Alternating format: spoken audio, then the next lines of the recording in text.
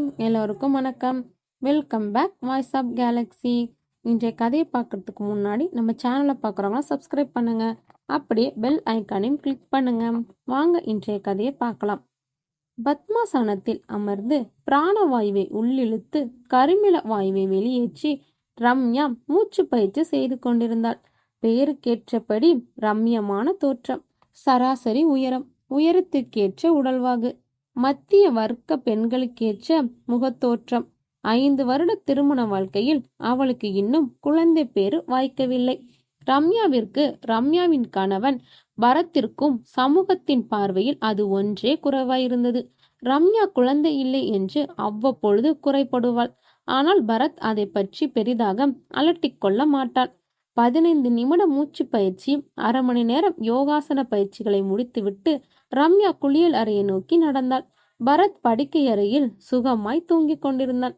ரம்யா அவனை நின்று 1 நிமிடம் பார்த்தாள். வாக்கிங், யோகா ஒன்னும் கிடையாது. திங்க வேண்டியது, இழுத்து போத்திட்டு தூங்க வேண்டியது. முணுமுணுப்பாய் சொல்லியபடியே குளியல் அறைக்குள் நுழைந்தாள். குளித்து முடித்து வெளியே வந்த ரம்யா பரத்தை காணாது துணுக்குற்றாள். இந்த சோம்பேறி எங்கே போயிருப்பான்? பக்கத்து ரூம்ல தான் இருப்பான். உடை மாற்றி பக்கத்து அறையில் எட்டி பார்த்தாள். அங்கேயும் பரத்தில்லை. என்னாச்சு? எங்க போய் தொலைஞ்சான்? தனக்குள்ளே பேசியபடியே சமையல் அறையை அடைந்தாள். சமையல் அறையில் காஃபியின் மனம் ரம்யாவை மணக்கியது. நான் காஃபி போடவில்லையே. 5 மணிக்கு எழுந்தேன், பிரஷ் பண்ணிட்டு யோகா பண்ண குளிச்சு முடிச்சு இப்பதானே உள்ள வரேன். யாரா இருக்கும் என எண்ணியபடியே சமையல் மேடையின் அருகில் நின்று இருக்க, ஹாப்பி மீட்டிங் ஆனிவர்சரி என்று பரத் கூறியபடியே பின்னிருந்து அவளை கட்டி அணைத்தான். இதெல்லாம் ஓ வேலைதானா, விடு என்று ரம்யா திரும்பி பரத்தின் மார்பில் செல்லமாய் 2 குத்து குத்தினாள். பரத் அவளை இறுக்கி அணைக்க, போதும் போ, ரெடி ஆயிட்டு வா என ரம்யா அவனை விளக்க முற்பட்டாள். ஏன், நான் கட்டிப்பிடிச்சா என்ன? பரத் உதட்டை பிதுக்கி முகத்தை திருப்பி கொண்டான். ஒண்ணும் இல்லையே. ஒண்ணுமே இல்லை. நான் பக்கத்துல இருக்கிற அம்மன் கோவிலுக்கு கிளம்பணும், அப்புறம் வந்து சமைக்கணும், 2 பேரும் சாப்பிட்டு ஆபீஸ் கிளம்பணும் என ரம்யா ராகத்தோடு சொல்லி முடித்தாள். இப்ப எதுக்கு கோவில் என பரத் சற்று கடுமையாய் மாறினான். என்ன எதுவும் தெரியாத மாதிரி கேட்கிற? 12 வாரம் தொடர்ந்து அம்மனுக்கு விளக்கு போட்டா கரு நிக்கும்னு கீழ்விட்ட அக்கா சொன்னாங்கன்னு நேத்திக்கு தானே சொன்னேன், மறந்துட்டியா என ரம்யா கூறினாள். இப்ப என்ன வயசாச்சு? நீ எதுக்கு ஓவரா கவலைப்படுற? உனக்கு 28, எனக்கு 32. நிறைய டைம் இருக்குமா, பார்த்துக்கலாம் என பரத் மிக அலட்சியமாய் கூறினான். மேரேஜ் ஆகி 5 வருஷம் ஆயிடுச்சு பரத். குழந்தை இல்லையான்னு கேட்கிற கேள்வியும் பார்க்கிற பார்வையும் என்னால முடியல என ரம்யாவின் கண்களில் கண்ணீர் பூத்தது. வர வர நீ ரொம்பவே படுத்துற ரம்யா. முதல்ல நம்ம சந்திச்ச நாள், இப்ப போய் கண்ணை கசக்கிட்டு விடு ரம்யா, ஹாப்பியா இருன்னு கூறியபடியே பரத் ரம்யாவின் கண்ணீரை துடைத்து விட்டு அவள் இடையில் கை போட்டு அணைத்து கொண்டான். அவளும் சற்று நேரம் அந்த இறுக்கத்தை அனுபவித்து விட்டு விலகி அவனை தயாராக சொல்லிவிட்டு கோவிலுக்கு கிளம்பினாள். ரம்யா பிரேக்ஃபாஸ்டை பரத் கத்த, இன்னைக்கு ஒரு நாளைக்கு நீ தான் பண்ண என கூறியபடி ரம்யா அவசரமா லிப்டுக்குள் ஏறினாள். இவளை திருத்த முடியாது என முணுமுணுப்பாய் புலம்பியபடி பரத் சமையல் அறைக்குள் நுழைந்தான். தரைத்தளத்திற்கு வந்து லிப்ட் இருந்து வெளியேறிய ரம்யா தெருவில் இறங்கி நடக்க, ரம்யாவின் பிளாட்டில் குடியிருக்கும் சுமி வாக்கிங் முடித்துவிட்டு ரம்யாவை புன்னகையுடன் கடந்து சென்றாள். தெருமுனையில் தான் கோவில் என்பதால் நடந்தே செல்ல முடிவெடுத்து சற்று தூரம் நடந்த ரம்யா தன்னை யாரோ பின்தொடர்வது போல் உணர்ந்து திரும்பி பார்த்தாள். யாரும் இல்லை. மீண்டும் 2 அடி வைக்க அவள் பேர் சொல்லி யாரோ அழைப்பதாய் உணர்ந்தாள். பரத்தான் தன்னை பின்தொடர்கிறானோ என மனதில் தோன்றிய எண்ணத்தை கட்டுப்படுத்தி கைபேசியை தேடினாள். கைபேசியை காணாது வீட்டிற்கு சென்று எடுத்து வருவோம் என்று எண்ணி மீண்டும் வீட்டிற்கு நடந்தாள். லிப்டுக்கு காத்திருக்க பொறுமையின்றி படிகளில் தாவி ஏறினாள். வீட்டின் காலிங் பெல்லை அழுத்த பரத் திறக்கவில்லை. பரத் பரத் என கதவை ஓங்கி அடித்தபடியே கத்தினாள். வர இரு, ஏன் இப்படி கதவை போட்டு உடைக்கிற? சலிப்போடு பரத் கதவை திறந்தான். என்ன ரம்யா, கோவிலுக்கு போலையா? திரும்பி வந்துட்ட என பரத் வியப்போடு கேட்டான். கதவை தாப்பா போட்டு என்ன பண்ணிட்டு இருந்த? கதவை திறக்க ஏன் இவ்வளோ நேரம் என ரம்யா சற்று ஆவேசமாக கேட்டாள். பாத்ரூம்ல இருந்தேன். ஏன், என்னாச்சு என பரத் கேட்டான். ஒன்றும் இல்லை, ஃபோனை மறந்துட்டேன் என கூறிவிட்டு ரம்யா பரத்தை கடந்து உள்ளே போனாள். ஃபோன் இல்லைன்னா என்ன, கோயிலுக்கு தானே போன, போயிட்டு வர வேண்டியது தானே என பரத் கூறுவதை காதில் வாங்காமல் ரம்யா படுக்கை அறைக்குள் சென்றாள். சார்ஜில் இருந்த பரத்தின் கைபேசி சினுங்க திரையில் சுமியின் எண்கள். ரம்யா கோபமாக போனை எடுத்து, என்ன பரத், அவ எதுக்கு உனக்கு ஃபோன் பண்றா என்று சற்று கடுமையான குரலில் கத்தினாள்.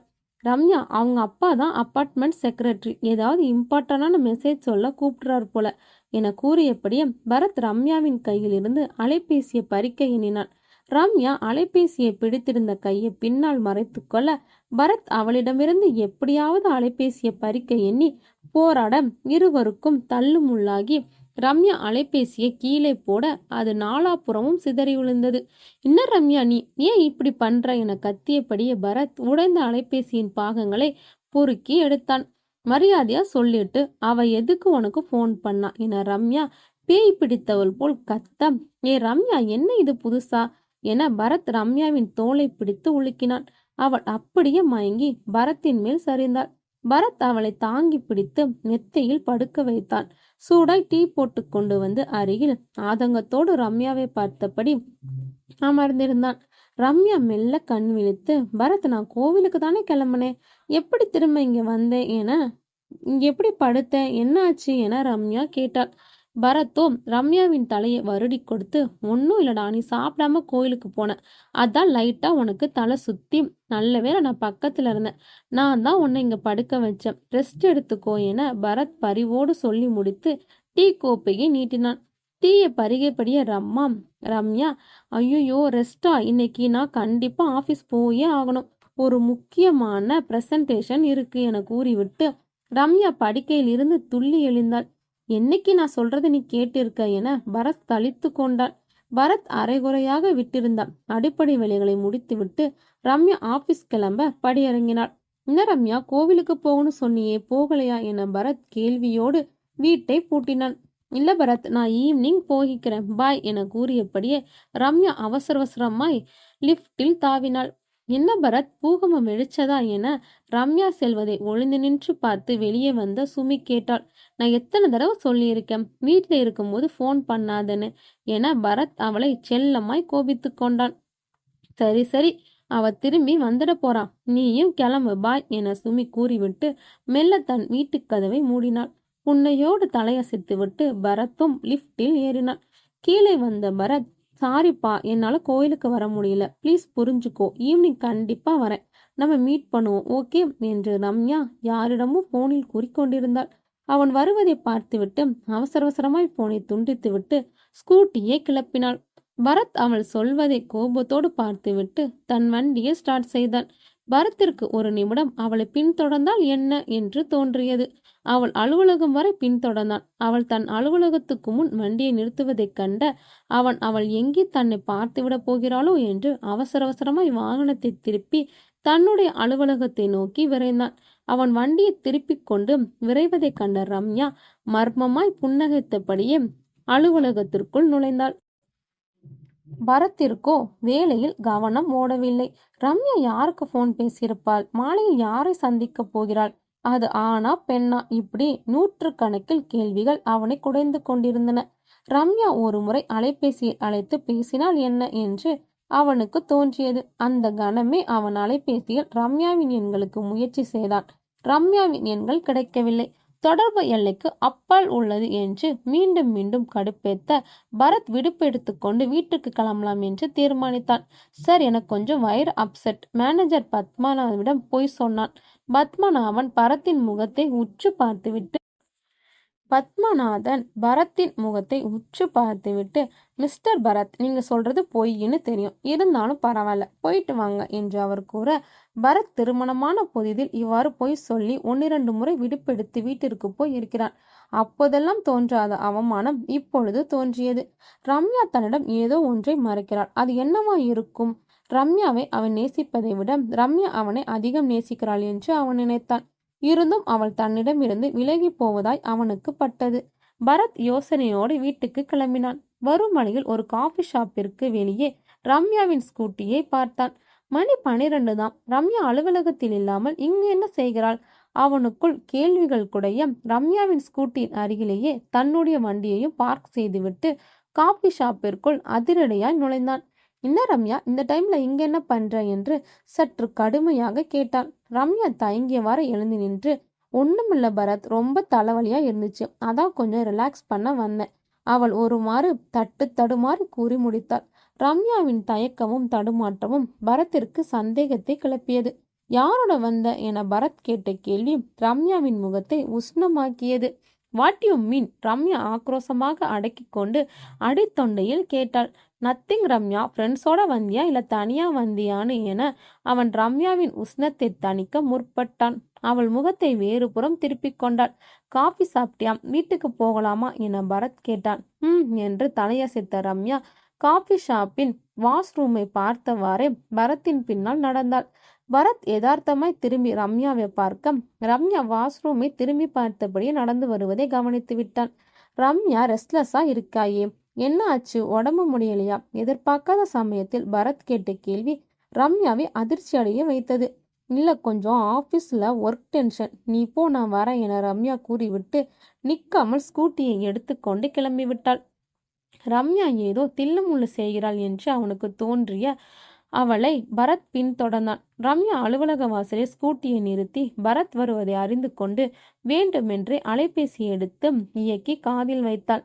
சாரி டார்லிங், பரத் வந்துட்டான், கிளம்ப வேண்டியதா போயிடுச்சு, நெக்ஸ்ட் டைம் நிதானமா பேசலாம் என ரம்யா குரலில் தேனை குலைத்து பேசினாள்.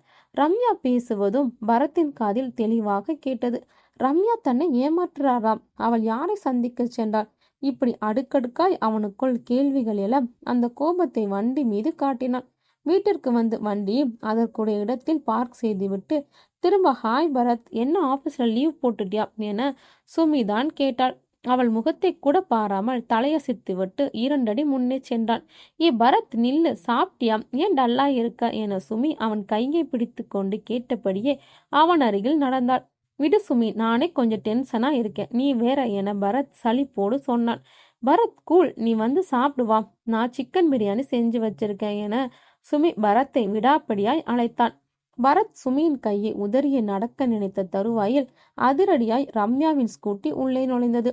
அவசரமாய் ஸ்கூட்டியை பார்க் செய்துவிட்டு வந்த ரம்யா பரத்தை பார்த்த பார்வையிலே அவனுக்கு பொறி கலங்கியது. பரத்தை முறைத்து பார்த்தவாறே ரம்யா அவனை கடந்து லிப்டுக்குள் ஏறினாள். பரத்தும் சுமியின் கையை விட்டுவிட்டு ஏ ரம்யா ரம்யா என்று கத்தியவாறு பின்னால் ஓடினான். அவன் செல்வதற்குள் ரம்யா லிப்டில் ஏறி சென்று விடவே அவன் படிகளில் பதட்டத்துடன் ஏறி அவளுக்கு முன்னால் சென்று வீட்டு கதவை திறந்து காத்திருந்தான். ஏ பரத், நீ என்ன நினைச்சிட்டு இருக்க? காஃபி ஷாப்ல என்ன வேவு பார்க்குற? வீட்டுக்கு வந்து அந்த கேடு கட்ட சுமியோட கூத்தடிக்கிற. ரம்யா வீட்டிற்குள் வந்ததும் கத்தி தீர்த்தாள். இடக்கையை மட்டும் நீட்டி விரல்களை ஆட்டியபடியே பல்லை கடித்து கொண்டு அவள் ஒரு மாறு அடியா எடுத்து வைத்து நடந்து வர பரத் அவள் முகத்தில் ஏற்பட்ட மாற்றத்தை கண்டு அமானுஷ்யமாய் உணர்ந்தான். ரம்யா முன்னே வர வர பரத் பின்னால் நகர்ந்து கொண்டே சென்றான். நகர்ந்து சுவரில் லேசாய் இடித்து கொண்டு நின்றான். பரத்திற்கும் ரம்யாவிற்கும் ஒரு அடி இடைவெளிதான். ரம்யாவின் கண்கள் இரத்த சிவப்பாய் மாற முகம் உக்கிரமானது. பரத் இவள் தன்னுடைய மனைவி ரம்யா இல்லை என்பதை உணர்ந்தான். என்ன செய்வது, எப்படி தப்பிப்பது என்று புரியாமல் அவன் அசைவற்று நிற்க அவன் அருகில் வந்த ரம்யா அவன் கழுத்தை பற்றி இறுக்க ஆரம்பித்தாள். அவள் கையை விடுவிக்க முடியாமல் திணறிய பரத் தன் பலம் முழுவதையும் திரட்டி அவளை தள்ளினான்.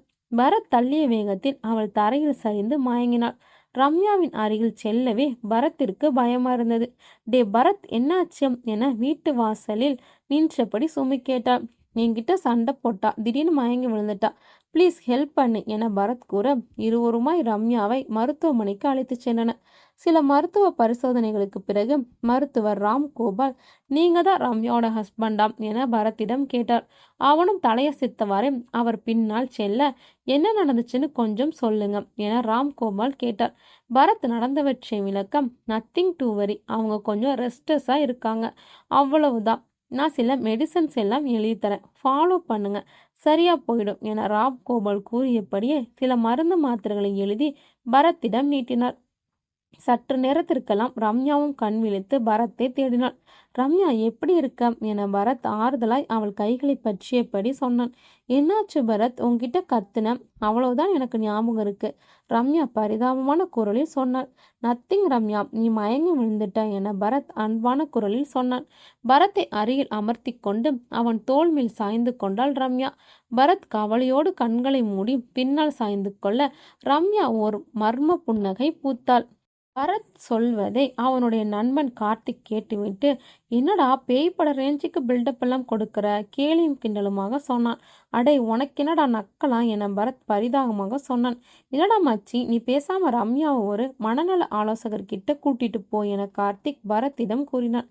சுமியும் இதாண்டா சொன்னான் என பரத் கூற, நானும் பல தடவை சொல்லிட்டேன், சுமியோட ஃப்ரெண்ட்ஷிப்பை கட் பண்ணு என கார்த்திக் சற்று கோபமாய் சொன்னான். டே அவர் ரொம்ப பாவம் என பரத் சுமியை எண்ணி பரிதாபப்பட்டான்.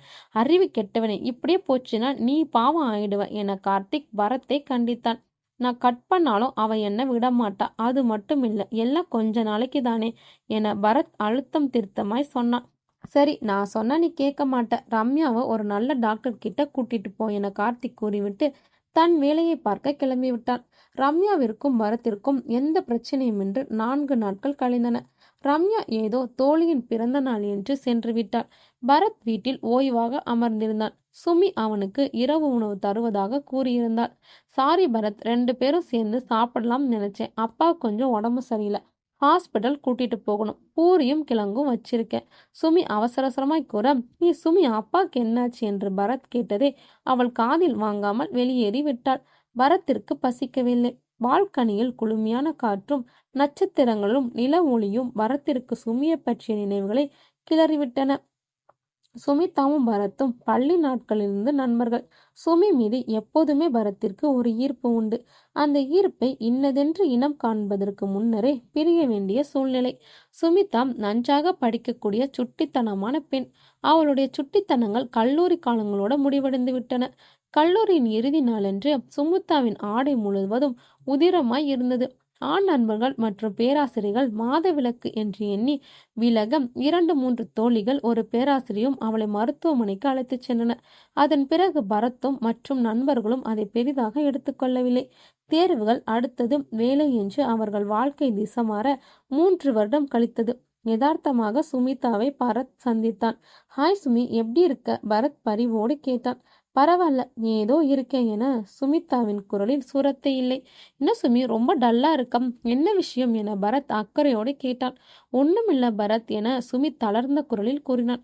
எதுவா இருந்தாலும் சொல்லி என்கிட்ட சொல்றதுக்கு என்ன என பரத் கேட்டான். எனக்கு கர்ப்பவாயில கேன்சர்னு முடிக்கும் தருவாயில் அவள் கண்களில் கண்ணீர். பொருள் புரியாமல் விழித்த பரத்திற்கு புற்றுநோயே கட்டுப்பாட்டில்லாத முறையில்லாத நம் உடல் செல்களின் பிரிவும் பெருக்கமும் தான். அநேக செல்களும் ஒரு குறிப்பிட்ட வாழ்நாள் அளவு உண்டு. இறந்த பிறகு புது செல்கள் உருவாகும். ஆனால் இந்த முறையற்ற செல்கள்ல ஒரு பிரச்சனை உண்டு. அந்த முறையில்லாத செல்கள் இறப்பதும் இல்லை, புதிய செல்கள் பிறப்பதும் இல்லை, பிரிஞ்சு பெருகிக்கிட்டே இருக்குங்க. இப்படி பெருகும் செல்களால் டியூமர் என்னும் கட்டி உருவாகுது. இது சில அல்லது பல சமயங்களில் புற்றுநோய் கட்டிகளாக மாறுது.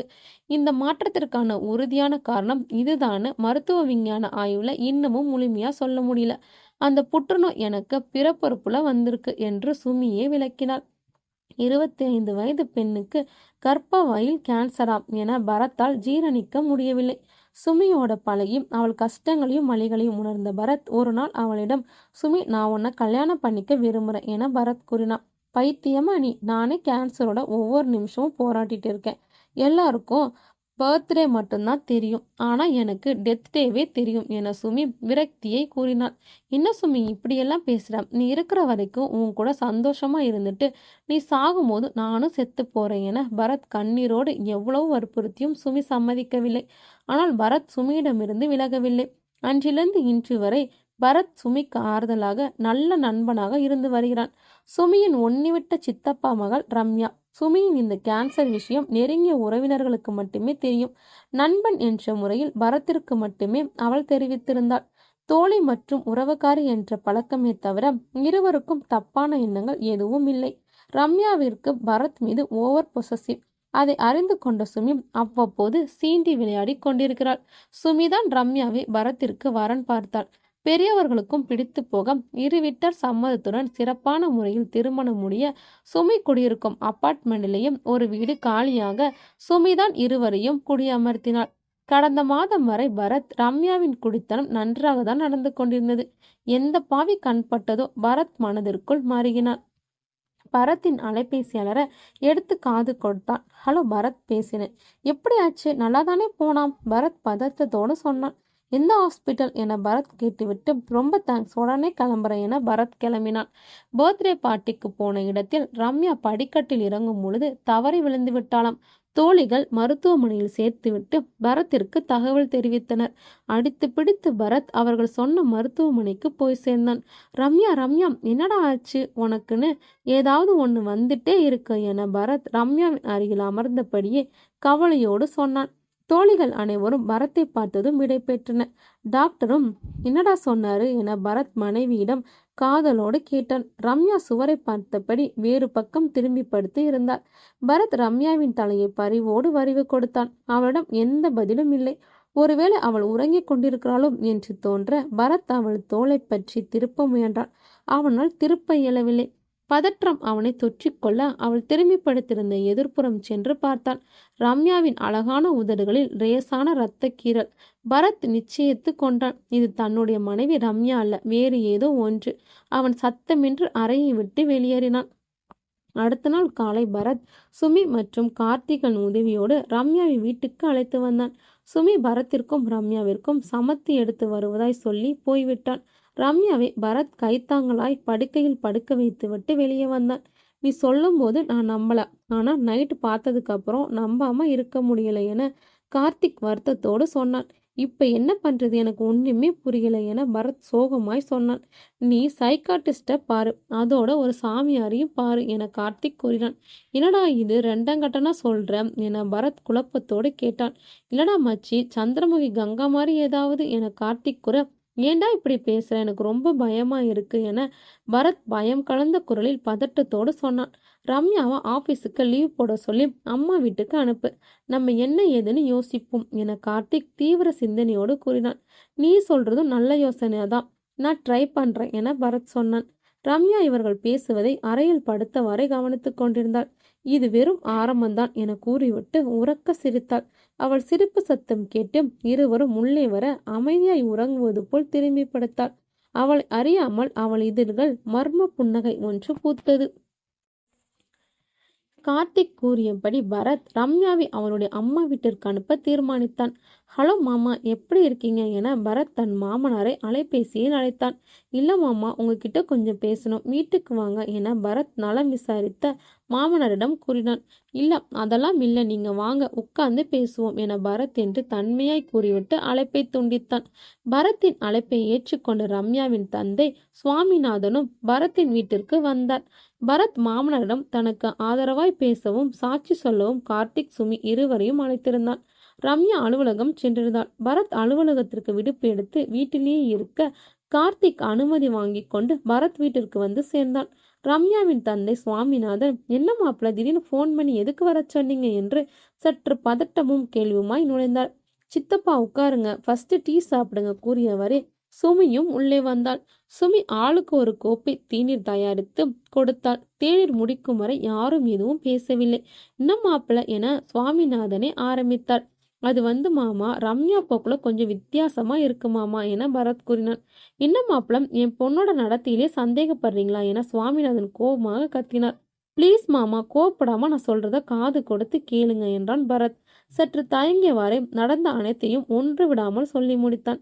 ஏன் மாப்பிள, அநியாயமா ரம்யா மேல இப்படி சொல்றீங்க என சுவாமிநாதன் கேட்டார். என்னமாம்மா இவ்வளோ தூரம் எடுத்து சொல்லி இப்படி பேசுறீங்க? ரம்யா உங்களுக்கு பொண்ணுனா எனக்கு ஒய்ஃப் என பரத்தும் கத்தினான்.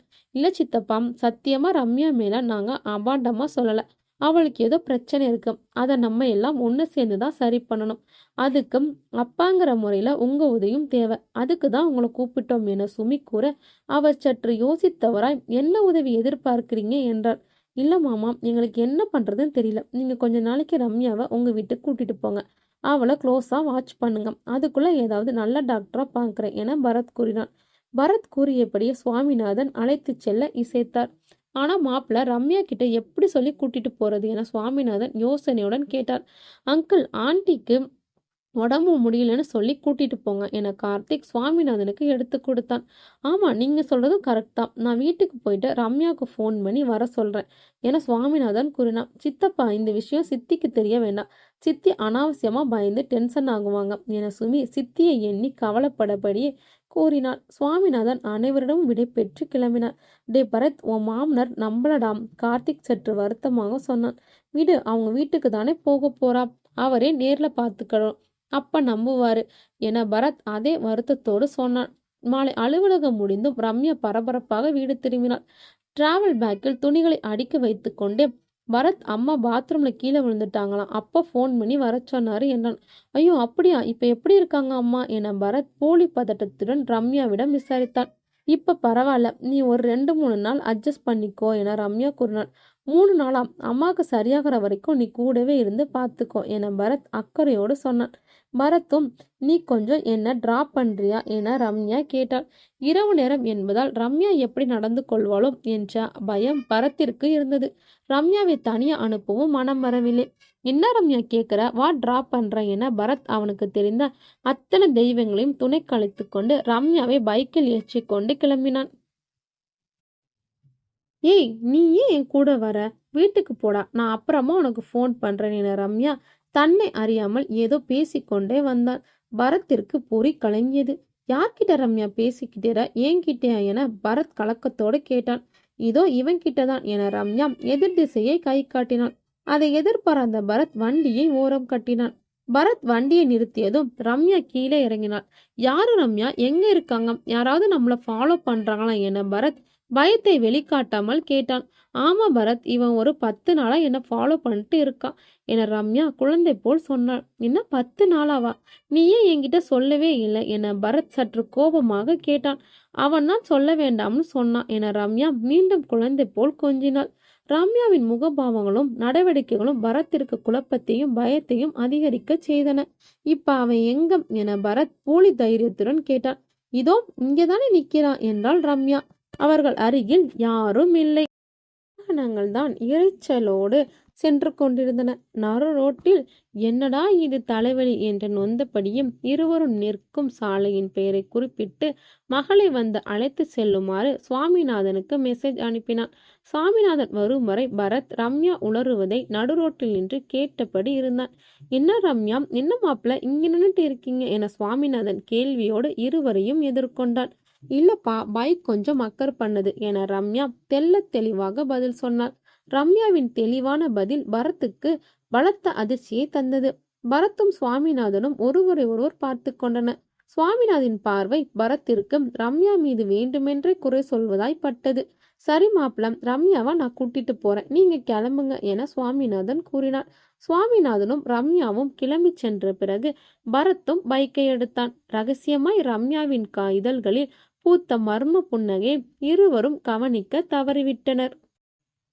அம்மா, உடம்பு எப்படி இருக்கு என ரம்யா எந்தவிதமான பதட்டமுமின்றி தாயை கேட்டாள். பாத்ரூம்ல கொஞ்சம் ஸ்லிப் ஆயிடுச்சு, அப்பா தான் கொஞ்சம் பயந்துட்டாரு, உன்னை பார்த்து 2-3 மாசம் ஆயிடுச்சு, அதான் வர சொல்றான்னு எனக்கு நீ இருந்தா நல்லா இருக்கும்னு தோணுச்சு, அதான் சரின்னு சொல்லிட்டேன் என ரம்யாவின் அம்மா நீலமணி கூறினாள். ஓ அப்படியா, சரி, ரொம்ப பசிக்குது, சாப்பிட என்ன செஞ்சு வச்சிருக்க என ரம்யா வெகு அதிகாரமாய் கேட்டாள். இல்லம்மா, ஒன்னும் சமைக்கல, அப்பா வெளியில வாங்கிட்டு வரேன்னு சொன்னாரு என நீலமணி மகளை வினோதமாய் பார்த்தபடி கூறினாள். சரி, அம்மாவும் பொண்ணும் பேசிக்கிட்டே இருங்க, நான் பக்கத்துல டிஃபன் வாங்கிட்டு வந்துடுறேன் என சுவாமிநாதன் கூறிவிட்டு கிளம்பினாள். அம்மா, ஏன் ரூம் எங்க என ரம்யா கேட்டாள். என்னடி இது புதுசா கேட்குற என நீலா சற்று குழப்பத்தோடு ரம்யாவிடம் சொன்னாள். இல்ல, ரூமுக்கு போறேன்னு சொன்னேன் என ரம்யா நேரா எழுந்து தாய் தந்தையின் அறைக்கு சென்று கதவை தாளிட்டு கொண்டாள். நீலமணிக்கு ரம்யாவின் நடவடிக்கைகள் விசித்திரமாய் இருந்தன. சுவாமிநாதன் வந்ததும் வராதுமாய் நீலா ரம்யா நடந்து கொண்டதை, என்னங்க பாத்தீங்களா, அது நம்ம ரம்யாவான்னு எனக்கு சந்தேகமா இருக்கு என புகார் வாசித்தாள். நீ கண்டுபிடிக்க மாட்டேன்னு நினைச்சா கண்டுபிடிச்சிட்டியே, நம்ம மாப்பிள்ளையும் இதே தான் சந்தேகப்பட்டார். அவ போக்கு நிறைய மாற்றம் இருக்குன்னு சொன்னாரு என சுவாமிநாதன் மனக்குழப்பத்தோடு மனைவியிடம் கூறினார். ஏங்க நம்ம பொண்ணு முந்தியெல்லாம் வீட்டுக்கு வந்தா நம்ம 2 பேரையும் உட்கார வச்சு எவ்வளோ ஆசாசையா சமைச்சு போடுவா. இன்னைக்கு என்னடானா என்ன சமைச்சு வச்சிருக்கேன்னு அதிகாரமா என்ன கேக்குறா. அது மட்டும் இல்ல, என் ரூம் எங்க இருக்குன்னு கேட்டுட்டு நம்ம ரூம்ல போய் படுத்திருக்கா என நீலா ஆதங்கத்துடன் சொன்னாள். ஆமா நிலா, உனக்கு அடிபட்டுடுச்சுன்னு சொன்னப்போ கூட அவகிட்ட எதுவும் பெருசா பதட்டமோ கவலையோ இல்ல. மாப்பிள்ளை முன்னாடி நம்ம பொண்ணு விட்டு கொடுக்க கூடாதுன்னு நம்ம பொண்ணுக்கு சப்போர்ட்டா தான் பேசினேன். ஆனா இவ பண்றதெல்லாம் எனக்கே கொஞ்சம் பயமா தான் இருக்கு என சுவாமிநாதன் ரொம்பவே ஆதங்கப்பட்டார். சுவாமிநாதன் மெல்ல பரத் கூறியவற்றை எல்லாம் கோர்வையாய் சொல்லி முடித்தார். சரிங்க, கவலைப்படாதீங்க, 2 நாள் பார்க்கலாம். அதுக்குள்ள மாப்பிள்ளை ஏதாச்சும் டாக்டரை பார்க்கறாரா இல்ல நம்மளே நல்ல டாக்டரா பார்க்கலாம்னு யோசிப்போம் என நீலமணி மனம் கலங்கினாலும் கணவருக்கு ஆறுதல் கூறினார். ரம்யா அடுத்த நாள் காலை எழுந்தவுடன் அம்மா நான் கிளம்புறேன் என பரத் சாப்பாட்டுக்கு கஷ்டப்பட போறான் என்று ரம்யா கூறுவதை கேட்டு சுவாமிநாதன் நீலமணியும் ஸ்தம்பித்து நின்றனர். ரம்யா திருமணம் ஆனதிலிருந்து பரத் என்று யார் முன்னிலையும் பெயர் சொல்லி அழைத்ததில்லை. பரத்தை அவன் இவன் என்றும் குறிப்பிட்டதும் இல்லை. தனிமையில் செல்லமாக அழைப்பாள், அவ்வளவுதான். ரம்யா கூறிவிட்டு பெற்றோர்களின் பதிலை எதிர்பாராமல் படிக்கட்டிகளில் இறங்கினாள். சுவாமிநாதனின் அலைபேசி அலறியது. ஹலோ, ஐயோ அப்படியா என சுவாமிநாதன் அலறிவிட்டு அலைபேசியை துண்டித்தான். நீலா சீக்கிரம் கிளம்பு என மனைவிக்கு கட்டளையிட்டார். எங்க என்னாச்சு, எங்க கிளம்பணும் என நீலாவும் கணவரின் அலறல் பதட்டம் அடைய வைத்தது. போற வழியில சொல்றேன், சீக்கிரம் கிளம்பு என சாமிநாதன் கூற இருவரும் அடித்து பிடித்து கிளம்பினர். வாடா சுமி போயிட்டா. சுவாமிநாதனை கண்டதும் சுமிதாவின் தந்தை ஆறுமுகம் அலறினார். என்னாச்சு, நேத்து கூட நல்லாதானே இருந்தா. சுவாமிநாதன் கண்ணீருடன் கேட்க நீலமணி சுமிதாவின் உடல் அருகில் போய் அமர்ந்து கொண்டாள். 2 நாளா உதிரப்போக்கு அதிகமா இருந்துன்னு ஹாஸ்பிட்டலுக்கு போகலாம்னு சொன்னா, போனா மட்டும் என்ன என் உயிரை காப்பாற்ற முடியுமான்னு விதண்டாவாதான் பேசினான். நைட்டு ஃபுல்லா வழியில துடிச்சா, காலையில உயிர் போயிடுச்சு என சுமிதாவின் தாய் செண்பகம் சுமிதாவின் தலைமாட்டில் நின்று அனைவருக்கும் பொதுவாய் கூறினார். தகவல் இருந்த அக்கம் பக்கத்தினர், உற்றார் உறவினர், நண்பர்கள் என்றும் அனைவரும் கூட மாமாம் ரம்யா எங்க என பரத் மாமனாரின் காதில் மெதுவாய் கேட்டான். என்ன ரம்யா இன்னும் வரலையா என நீலமணி சற்று உறக்க கத்த பக்கத்தில் நின்றிருந்த 4-5 பேர் திரும்பி அவர்களை ஒரு மாதிரி பார்த்தன. இல்லத்த, அவ வரல, பரத் வருத்தத்துடன் சொன்னான். இல்ல மாப்பிள, அவ எங்களுக்கு முன்னாடியே கிளம்புனா என சுவாமிநாதன் பதட்டத்துடன் கூறினான். நான் உங்களுக்கு மட்டும்தானே ஃபோன் பண்ணேன், அவளுக்கு ஃபோன் பண்ணவே இல்லையே என பரத் குழப்பமான மனநிலையில் குரல் நடுங்க கூறினான். சுவாமிநாதன் ரம்யாவை அழைத்து வந்ததிலிருந்து அவள் கிளம்பியது வரை எல்லாவற்றையும் கூற நீலமணியும் தன் பங்கிற்கு மகள் உணவிற்கு அதிகாரம் செய்ததையும் தங்கள் அறையில் படுத்து உறங்கியதும் பரத் அவன் இவன் என்று கூறியதும் மீண்டும் ஒரு முறை மாப்பிள்ளையிடம் கொட்டி தீர்த்தாள். சுவிட்ச் ஆஃப் செய்யப்பட்டுள்ளது என்று ரம்யாவின் தொலைபேசி எண்கள் வேறு திரும்ப திரும்ப மொழிந்தன. ரம்யாவோட ஆபீஸ் ஃப்ரெண்ட்ஸுக்கு ஃபோன் பண்ணி பாருங்க என சுவாமிநாதன் பரத்திடம் கூறினான். அலுவலக நண்பர்கள் யாருக்கும் அவளை பற்றி எதுவும் சரியாக தெரியவில்லை. இதற்குள் கார்த்திக் அங்கு வந்து சேர சுமியின் அப்பா அம்மாவிற்கு ஆறுதல் கூறிவிட்டு ரம்யாவை காணமே என கார்த்திக் மெதுவாக பரத்தின் காதை கடித்தான். பரத்தும் கார்த்திக்கு கையை பிடித்து வெளியே அழைத்து வந்து தன்னுடைய மாமனார் மாமியார் கூறிய அனைத்தையும் கூறி வருத்தப்பட்டான். சரி பரவாயில்ல, ரம்யாவோட ஆபீஸ் நம்பருக்கு ட்ரை பண்ணு என்றான் கார்த்திக் சொன்னான். ரம்யா மேம் அம்மாவுக்கு உடம்பு சரியில்லைன்னு சொல்லி 2 நாளைக்கு லீவ் போட்டு இருக்காங்க என ரம்யாவுடன் அலுவலகத்தில் வேலை செய்யும் பெண் தெளிவாய் கூறினாள். அந்த பெண் கூறியதை கேட்டதும் பரத்தின் முகத்தில் இனம் புரியாத பதட்டமும் கலவரமும் தொற்றிக்கொண்டது. பரத்தின் பதட்டமே கார்த்திக்கும் ரம்யா அலுவலகத்தில் இல்லை என்பதையும் அவளை பற்றி எந்த தகவலும் கிடைக்கவில்லை என்பதையும் அறிவித்தது. நீ பயப்படாத, அவளுக்கு எதுவும் ஆகாது, அவளைதான் யாருக்காவது ஏதாவது ஆகும் என கார்த்திக் கூற பரத் அவனை முறைத்தான். இதை முறைக்காத, நடக்க வேண்டியதெல்லாம் முடிப்போம் என கார்த்திக் சிரமப்பட்டு பரத்தை ஆசுவசப்படுத்தினான்.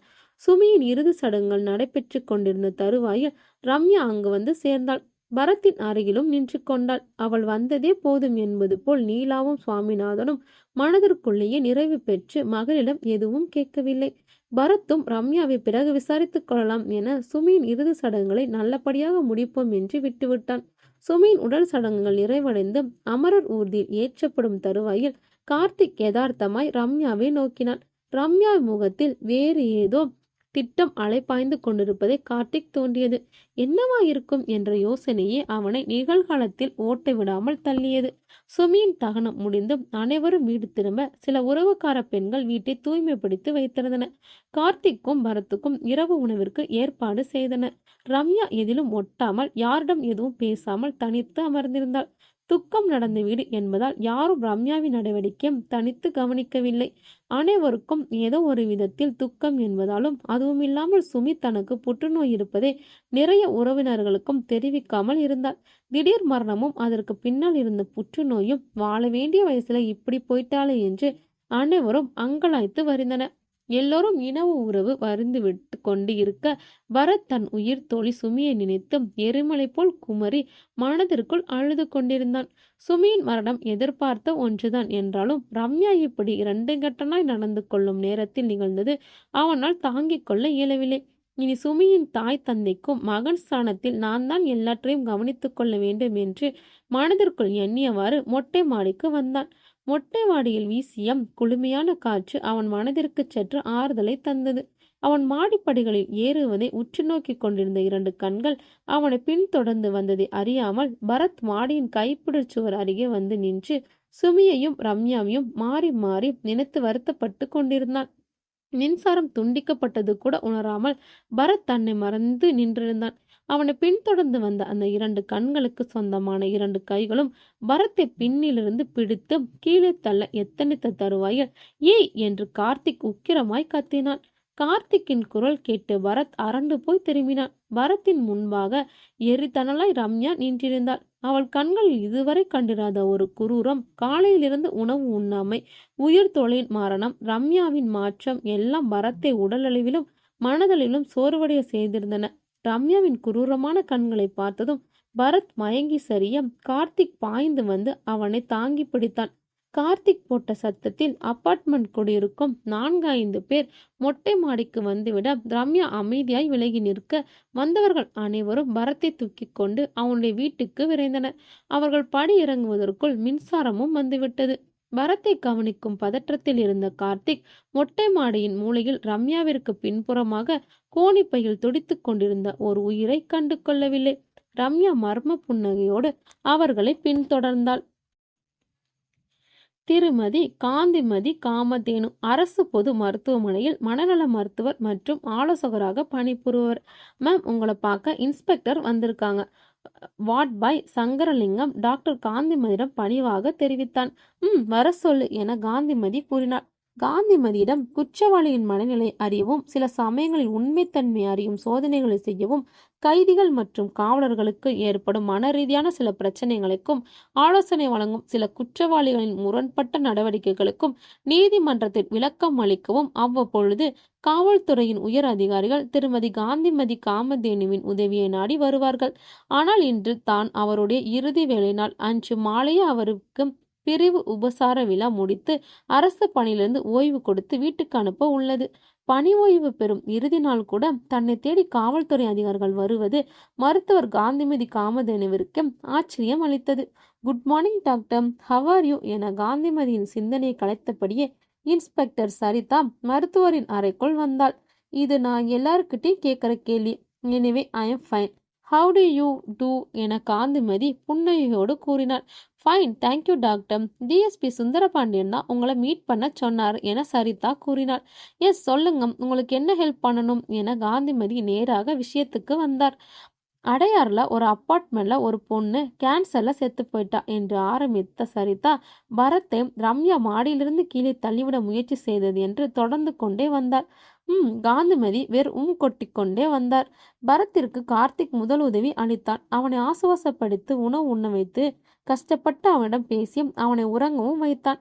ரம்யாவின் தாய் தந்தையை வற்புறுத்தி ரம்யாவை மீண்டும் அவர்கள் வீட்டுக்கு அழைத்து செல்லும்படி கார்த்திக் கூற அவர்களும் வேறு வழியின்றி அழைத்து சென்றனர். ரம்யா பரத்தை கொலை செய்ய முயற்சி செய்ததை கார்த்திக் அப்பார்ட்மெண்டில் யாரிடமும் கூறவில்லை. பரத் மன அழுத்தத்தினால் மயங்கி விழுந்தான் என்றுதான் அனைவரும் எண்ணிக்கொண்டிருந்தனர். பரத்தை தனியே விட்டு செல்ல மனமில்லாத கார்த்திக் இரவு அங்கேயே தங்கிவிட்டான். என்ன ஏது என்று எதுவும் புரியாமல் பரத்தை எப்படி காப்பாற்றுவது என்ற சிந்தனையிலேயே கார்த்திக் குழம்பி தவித்து கொண்டிருந்தான். திடீரென்று பரத் கார்த்திக்கின் அலுவலக நண்பன் ஷாமின் மனைவி சரிதாவின் நினைவு வந்தது. ஷாமிடம் நடந்தவற்றை கூறி சரிதாவின் உதவியை நாடினான். சரிதா கார்த்திக் கூறிய அனைத்தையும் பொறுமையாக கேட்டு புகார் அளிக்குமாறு கூறினான். பரத் இதற்கு நிச்சயம் ஒப்புக்கொள்ள மாட்டான் என்று கார்த்திக் கூறவே, பரத் அளிக்காவிட்டால் பரவாயில்லை, நண்பன் என்ற முறையில் நீ அளிக்கலாம் என்றாள். கார்த்திக் தயங்கவே சரிதா நேரில் வந்து சந்திப்பதாக கூறினாள். இன்ஸ்பெக்டர் சரிதா வந்து வீட்டு காலிங் பெல்லை அழுத்தும் வரை பரத்தும் கார்த்திக்கும் உறங்கிக் கொண்டிருந்தனர். சரிதாவை வரவேற்ற கார்த்திக் பரத்துக்கு அறிமுகப்படுத்தி வைத்தான். சரிதா ரம்யாவின் மாற்றங்களை பற்றியும் பரத்தின் வாய் மூலமாக சிலவற்றை கேட்டு அறிந்து கொண்டாள். பரத் ரம்யா எங்கம் என சரிதா பரத்திடம் கேட்க, பரத் கார்த்திகை பார்த்தான். இவ்வளோ பெரிய விஷயம் நடந்ததுக்கு அப்புறம் பரத்தை ரம்யா கூட இருக்க வைக்கிறது நல்லதில்லை, அதான் ரம்யாவை அவங்க அம்மா அப்பா வீட்டுக்கு அனுப்பிட்டேன் என கார்த்திக் கூறினான். ஓகே பரத், மொட்டை மாடியை ஒருத்தர பார்க்கலாமா என சரிதா கேட்டாள். ஓ எஸ் என பரத் கார்த்திக் இருவரும் ஒருமித்த குரலில் கூறி எழுந்தனர். சரிதாவும் அவர்களை பின்தொடர்ந்தாள். மொட்டை மாடியில் ஏறியதும் சரிதாவின் கண்களில் பட்டது அந்த கோணி மூட்டை. துணுக்குற்ற சரிதா நேரே சென்று மூட்டையை பிரித்தாள். யார் இந்த பொண்ணு என சரிதாவின் கேள்வியால் கவனம் கலைந்த இருவரும் மூட்டையில் இருந்த பெண்ணின் முகத்தை உற்று நோக்கினர். இருவரும் ஒரே நேரத்தில் ரம்யா என்று அலறினர். ஆம், அந்த கோணி மூட்டைக்குள் ரம்யா குற்றீரும் குலையுருமாய் கிடந்தாள். பரத்துக்கும் கார்த்திக்கும் ரம்யாவை தூக்கிச் சென்று முதலுதவி அளித்தனர். அதன் பலன் தராதெல்லாம் உடனடியாக அவளை மருத்துவமனையில் சேர்த்தனர். என்ன பரத், உங்க மனைவி இரட்டை குழந்தையாம் என சரிதா பரத்திடம் கேட்டாள். இல்ல மேம், அவ ஒரே பொண்ணுதான் என பரத் பதிலளித்தான். அப்ப இவங்க தான் ரம்யானா? ரம்யாவை அவங்க அப்பா அம்மாவோட அனுப்பிச்சேன்னு சொல்லி கார்த்திக் சொன்னாரே, அந்த பொண்ணு யாரு என சரிதா கேள்வி கேட்டு நிறுத்த ஆண்கள் இருவரும் நடுங்கி போய் நின்றனர். Something wrong, something wrong, come on guys, என்னன்னு பார்க்கலாம் வாங்க என சரிதா அவசர அவசரமாய் கிளம்ப முயன்றான். மேம் டென்ஷன் ஆகாதீங்க, ரம்யாவை அவங்க அப்பா அம்மா கூட அனுப்பிச்சிடு. ரம்யாவோட அப்பா சுவாமிநாதனுக்கு ரம்யா பரத்து கொலை பண்ண முயற்சி செஞ்ச விஷயத்த வாட்ஸ்அப் பண்ணிட்டா ரம்யாவுக்கு தூக்க மாத்திரை கொடுத்து தூங்க வைக்கவும் சொல்லியிருக்கேன் என கார்த்திக் கூறினான். வெரி குட், லெட்ஸ் கோ என சரிதா கார்த்திக்கை பாராட்டி விட்டு கிளம்பினாள். மேம், நீங்கள் கார்த்தியை கூட்டிக்கிட்டு கிளம்புங்க, ரம்யாவுக்கு எப்படி இருக்குன்னு டாக்டரை விசாரிச்சுட்டு வர என பரத் சொன்னான். டோன்ட் வரி பரத், டாக்டர் கிட்ட பேசிட்டேன், இது நம்ம இடம்தான். டாக்டர் ரம்யாவுக்கு கான்சியஸ் வந்ததும் கண்டிப்பாக ஃபோன் பண்ணுவார், அப்போ வந்து பார்த்துக்கலாம் வாங்க என சரிதா அழுத்தம் திருத்தமாய் கூற வேறு வழியின்றி பரத்தும் கிளம்பினான். மூவரும் ரம்யாவின் அம்மா வீட்டிற்கு வந்தனர். மாமா, ரம்யா எங்க என பரத் கேள்வியோடு உள்ளே நுழைந்தான். சரிதாவை சுவாமிநாதன் நீலமணிக்கு அறிமுகப்படுத்தி வைத்து சில அடிப்படை தகவல்களை அளித்தான் கார்த்திக். ரம்யா எங்க என சரிதா சாமிநாதிடம் கேட்டாள். நேத்திக்கு நைட் வந்ததும் சாப்பிட மாட்டேன்னு அடமுடிச்சா, அவர் தான் கட்டாயப்படுத்தி பால் கொடுத்தார் என்று கூறி நீலமணி நிறுத்த, ஆமாம் மேடம், பாலில் நாங்கள் தூக்கத்துக்கு யூஸ் பண்ணுற டாக்டர் சஜஸ்ட் பண்ண 3 தூக்க மாத்திரை கலந்து கொடுத்துட்டேன். அவள் தூங்க ஆரம்பிச்சது கதவை வெளியில பூட்டிட்ட என சுவாமிநாதன் கூறினார். ரம்யா அவங்களுக்கு ரெட்ட குழந்தையா என சரிதா சுவாமிநாதனிடம் கேட்டாள். சுவாமிநாதனும் நீலமணியும் ஒரு சேர இல்லை என்று தலையசைத்தனர். இன்ஸ்பெக்டர் சரிதா யாரையோ தொலைபேசியில் அழைத்தாள். சற்று நேரம் பேசிவிட்டு ரம்யாவை பூட்டி வைத்திருந்த அறையை நோக்கி நடந்தாள். அறை கதவை சுவாமிநாதன் திறக்கும்படி சைகை செய்தாள். அறையை திறந்ததும் ரம்யா அமைதியாய் உறங்கிக் கொண்டிருப்பது தென்பட்டது. மிஸ்டர் சுவாமிநாதன், இந்த பொண்ணை கைது பண்ற சரிதா இன்ஸ்பெக்டருக்கு உண்டான மிடுக்கோடு கூறினாள். அம்மா மேடம் ப்ளீஸ், என் பொண்ணு ஏதோ புத்தி சரியில்லாமல் நடந்துக்கிறா, தயவு செஞ்சு ஒன்றும் பண்ணாதீங்க, விட்டுடுங்க என நீலமணி அலறியபடி சரிதாவின் அருகில் வந்தா. அம்மா தயவு செஞ்சு கோஆப்ரேட் பண்ணுங்க, இது உங்க மகளே கிடையாது, உங்க மக ஹாஸ்பிட்டலில் இருக்கா, போய் பாருங்க என சரிதாவின் பதிலால் சுவாமிநாதனும் நீலமணியும் நடுநடுங்கிய மனத்துடன் எதுவும் இலங்காமல் பரத்தை குழப்பத்துடன் பார்த்தனர். பரத் அவர்களை ஆறுதல் படுத்தி நடந்தவற்றை விளக்கி கூறினான். காவல்துறை வாகனத்தில் 4-5 காவலர்கள் வந்து இறங்கவும் போலி ரம்யா கண் விழிக்கவும் சரியாக இருந்தது. போலி ரம்யா நடந்தவற்றை ஒருவாறு யூகித்திருப்பாள் போல. அவள் சரிதாவிடம் அகப்படாமல் திமிரி ஓட முயன்றாள். சரிதா ஈவிரக்கமின்றி ரம்யாவின் கன்னத்தில் 2 பலார் விட்டு கைது செய்தாள். போலி ரம்யாவை சரிதா ரம்யா நன்றாக கவனித்து அவள் வாய் திறக்கவில்லை. நிஜ ரம்யாவுக்கும் நினைவும் திரும்பவில்லை. போலீஸ் ட்ரீட்மெண்ட் முடிஞ்சதும், டாக்டர் இனி உங்க ட்ரீட்மெண்ட் போலி ரம்யாவுக்கு தேவை என்று நடந்த அனைத்தையும் சரிதா டாக்டர் காந்திமதி காமதேனுடன் கூறி முடித்தாள். போலீஸ் ட்ரீட்மெண்ட் முடிஞ்சிருச்சு டாக்டர், இனி உங்கள் ட்ரீட்மெண்ட் போலி ரம்யாவுக்கு தேவை என்று நடத்த அனைத்தையும் சரிதா டாக்டர் காந்திமதி காமதேனியிடம் கூறி முடித்தாள். சரிதா, நான் ஒன்று சொன்னா தப்பா எடுத்துக்க மாட்டீங்களே என காந்திமதி கேட்டார். சொல்லுங்க மேடம் என சரிதா சொன்னார். நான் இன்னையோட ரிட்டையர் ஆக போறேன். நீங்க வேற யாராவது ஒரு டாக்டர் கிட்ட சஜஷன் கேளுங்க என டாக்டர் கூறினார். டாக்டர், இன்னைக்கு நீங்க ரிட்டையர் ஆக போறது எங்களுக்கு நல்லாவே தெரியும். நீங்க ரிட்டையர் ஆனாலும் இந்த கேஸ்ல எங்களுக்கு ஹெல்ப் பண்ணணும். அதுக்கு உண்டான ஃபார்மாலிட்டிஸ் எல்லாம் நாங்க பார்த்துக்கிறோம். ப்ளீஸ் ஹெல்ப் பண்ணுங்க என சரிதா டாக்டரை பணிவோடு கேட்டுக்கொண்டாள். காந்திமதியும் ஒப்புக்கொண்டார். அவருடைய பிரிவு உபச்சார விழாவை முடித்துக்கொண்டு அடுத்த நாள் காலை சவிதாவிற்கு போன் செய்துவிட்டு போலி ரம்யாவை காண வந்தார் காந்திமதி. போலி ரம்யா கைகளில் விலங்கு பூட்டப்பட்டு ஒரு இருட்டறையில் அடைக்கப்பட்டிருந்தாள். ஹலோ, ஹவ் ஆர் யூ என டாக்டர் காந்திமதி அன்போடு கேட்டார். போலி ரம்யா பதில் எதுவும் சொல்லாமல் முகத்தை வேறு பக்கம் திருப்பிக் கொண்டாள். நீ யாரு? நீ எதுக்கு ரம்யா மாதிரி பரத்தை கொலை செய்ய முயற்சி செஞ்ச? ரம்யாவுக்கு உனக்கும் என்ன சம்பந்தம்? எப்படி நீங்க 2 பேரும் ஒரே மாதிரி இருக்கீங்க? காந்திமதி கேள்விகளை அடுக்கிக் கொண்டே சென்றார். ரம்யா எந்த பதிலும் சொல்லாமல் அமைதி காக்கவே அவர் வெளியேறி சரிதாவிடம், இன்ஸ்பெக்டர், அந்த பொண்ணு பேச மாட்டேங்கிறா என்று காந்திமதி கூற, சற்று நேர யோசனைகளுக்கு பிறகு, டாக்டர், போலீஸ் ட்ரீட்மெண்ட் கொடுத்துட்டோம். ஆனா அவ வாயை திறக்க மாட்டேங்கிறா. அவளோட பேர் கூட தெரியல என சரிதா கோவமும் ஏமாற்றுமாய் கூறினாள். இன்ஸ்பெக்டர், நான் என்னோட ட்ரீட்மெண்ட் ஆரம்பிக்கிறேன் என்று டாக்டர் காந்திமதி நம்பிக்கையோடு கூறினார். டாக்டரும் போலி ரம்யாவை ஆழ்ந்த உறக்கத்திற்கு உட்படுத்தினார். போலி ரம்யா வாய் திறந்ததும் கூறிய ஒவ்வொரு வார்த்தைகளும் டாக்டர் காந்திமதி காமதேனுவிற்கு பேரதிர்ச்சியை தந்தது. உன் பெயர் என்ன? டாக்டர் காந்திமதி ஆழ்நிலை உறக்க பரிசோதனை ஆரம்பித்தார். பவித்ரா என அந்த பெண் கூறினாள். நீ யாரு என கேட்க, டாக்டர் பவித்ரா என அவள் கூறினாள். நீ எப்படி ரம்யா மாதிரியே இருக்க என கேட்க, பிளாஸ்டிக் சர்ஜரி பண்ணி என பவித்ரா பதில் கூறினாள். எதுக்காக? உன்னோட நோக்கம் என்ன என கேட்க, ரிசர்ச்காக என மெல்ல கூறினாள். என்ன ரிசர்ச் என கேட்க, பவித்ரா பயோகெமிஸ்ட்ரி டாக்டரேட் வாங்கிய புத்திசாலி பெண். பயோகெமிஸ்ட்ரி படித்த புத்திசாலி பெண் உதவியாளர் வேலைக்கு ஆட்கள் தேவை என்ற விளம்பரமும் கல்வி கடனும் சித்த மருத்துவ ஆராய்ச்சித்துறை மற்றும் அலோபதி மருந்து ஆராய்ச்சித்துறையில் டாக்டர் பட்டம் வாங்கிய சேந்தனிடம் உதவியாளரால் வேலைக்கு சேர வைத்தது. நேர்முக தேர்வை சென்னையில் முடித்துவிட்டு பணியில் சேர ஆந்திரா மாநிலம் என்னும் மலை கிராமத்தை நோக்கி கிளம்பினாள். பார்த்து போயிட்டு வாமா என பவித்ராவின் தாய் வேணி பெருகும் கண்ணீரை கட்டுப்படுத்தியவாடு கூறினாள். சரிம்மா, நான் பார்த்துக்கிறேன், நீ தைரியமா இரு என தாய்க்கும் தைரியமும் கூறி பவித்ரா அலைப்பாயும் மனத்துடன் கிளம்பினாள். நீலவேணி கல்யாண சுந்தரம் தம்பதிகளுக்கு பவித்ரா 2வது மகள். மூத்த மகள் வனஜா. +2 முடித்ததும் உறவுக்கார பையன் ஒருவன் காதலிப்பதாய் கூறி பெண் கேட்டு வர கல்யாண சுந்தரமும் மண்ணும் முன் வந்து மகளை மனம் முடித்து கொடுத்தார். 6 மாத காலத்தில் வனஜா வாயும் வயிறுமாய் திரும்பி வர, என்னம்மா என்னாச்சு என்று தம்பதிகள் இருவரும் பார்த்திருந்தனர். சராசரியாக தமிழ் சினிமாவில் காண்பிக்கப்படும் குடிகாரர்களைப் போல அவனும் நடந்து கொள்ள கொடுமை தாங்காது வனஜா தாய் வீடு திரும்பிவிட்டாள். அச்சமயம் பவித்ரா 12ஆம் வகுப்பில் நல்ல மதிப்பெண்களுடன் தேறினாள்.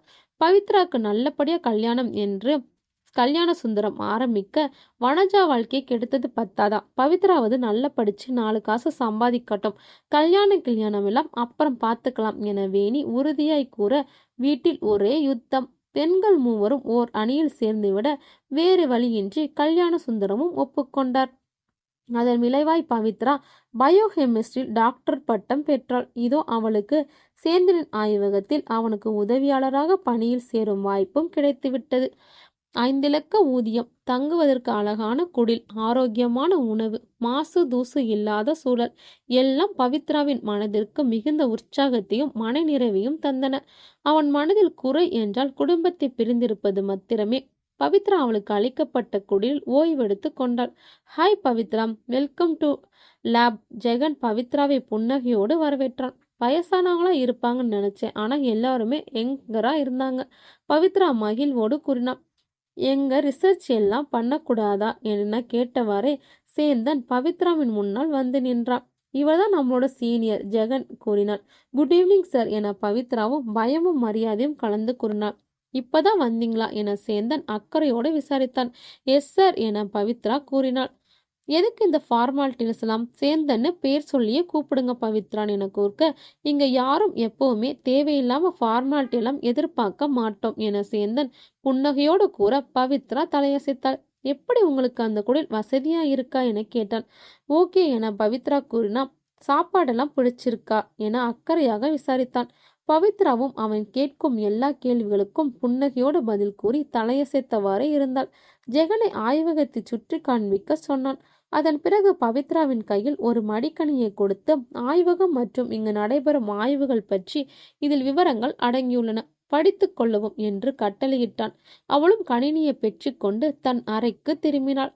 அறையில் அவள் மடிக்கணினியை உயிர்ப்பித்து அதில் மூழ்கி கிடந்தாள். எவ்வளவு நேரம் படித்து கொண்டிருந்தாலும் அவளுக்கே தெரியாது. திடுமண அறையின் கதவு தட்டப்படும் ஓசை கேட்டு கதவை திறந்தாள். மேம், சாப்பாடு என நடுத்தர வயது மதிக்கத்தக்க பெண் உணவு தட்டை வைத்துவிட்டு திரும்பி பார்க்காமல் நடந்தாள். அம்மா, உங்க பேர் என்ன என பவித்ரா கேட்பதை அவள் காதில் வாங்கி கொள்ளாமல் போய்விட்டாள். 12 மணி வரை பவித்ரா மடிக்கணில் மூழ்கி கிடந்தாள். அவளையும் மீறி கண்கள் சொருக உறங்கலாம் என்று படுக்கையில் சரியும் தருவாயில் தெளிவற்ற ஏதோ சில மர்மமான குரல்கள் அவளுக்கு கேட்டது. அது அவளுக்கு பயத்தையும் மிகுந்த மனக்குழப்பத்தையும் தந்தன. அடுத்த நாள் காலை கதவு தட்டப்படும் ஓசை கேட்டு கண் விழித்தாள். மணி 7 காட்ட கதவை திறந்தாள். இரவு வந்த அதே நடுத்தர வயது பெண் சூடான தேநீரும் இட்லி மிளகாய் பொடி சட்னியோடு கூடிய காலை சிற்றுண்டியை கொண்டு வந்து வைத்தாள். அம்மா, நேற்று ராத்திரி 12 மணி இருக்கும். இங்க ஏதோ வினோதமான தெளிவில்லாத குரல் கேட்டது. எனக்கு கொஞ்சம் பயமா இருக்கு என பவித்ரா தடுமாற்றத்தோடு கூறினாள். இது காடுமா, காட்டு விலங்கு ஏதாவது கத்திருக்கும். அந்த பெண் பதில் கூறிவிட்டு நிற்காமல் போய்விட்டாள். அது நிச்சயம் காட்டு விலங்குகள் இல்லை, மனித குரல்தான் என பவித்ராக்கு உறுதியாய் தெரிந்தும் யாரிடம் கேட்பது என அவள் மனதில் ஏதோ ஒரு பயம். ஆய்வகத்தில் யாரும் வெட்டியாய் எந்த கதையும் பேசுவதில்லை. அனைவரும் அவரவர் பணிகளில் மூழ்கி கிடக்கின்றனர். சரி, வேலையை பார்ப்போம் என்று பவித்ரா குளித்து முடித்து சிற்றுண்டி அருந்திவிட்டு கிளம்பினாள். 1 மாதத்துக்குள்ளாவே அவளுடைய அனைத்து வேலைகளையும் அவள் பழகி கொண்டாள். ஒரு நாள் வழக்கத்துக்கு மாறாக சேந்தன் அவளை காண அவளுடைய குடிலுக்கு வந்தான். சீனியர் வாங்க, ஃபோன் பண்ணியிருந்தா நானே வந்திருப்பேனே என பவித்ரா பணிவோடு கூறினாள். ஓகே பவித்ரா, உனக்கு ஒரு மெயில் அனுப்பியிருக்கேன். அதுல ஒரு வீடியோ ஃபைல், அதுல ஒரு பெண்ணோட டீட்டெயில்ஸ் இருக்கு. நீங்க அந்த பொண்ணு மாதிரியே பேசி நடந்து பழகிக்கோங்க என சேந்தன் கூறிவிட்டு நிற்காமல் போய்விட்டான். சேந்தன் எதுக்கு என பவித்ரா கத்தினாள். அவள் கத்தியது நிச்சயம் அவன் காதுகளில் விழுந்திருக்கும். ஆனால் அவன் திரும்பி கூட பார்க்கவில்லை. ஜெகன், நம்ம சீனியருக்கு என்ன ஆச்சு? நேற்று ராத்திரி என்னோட ரூமுக்கு வந்து ஒரு ஆடியோ ஃபைல் சென்ட் பண்ணியிருக்கேன். அதுல இருக்கிற பொண்ணு மாதிரியே பேசி பழகுன்னு சொல்லிட்டு போனாரு என்று பவித்ரா ஜெகனிடம் கூறி வருத்தப்பட்டாள்.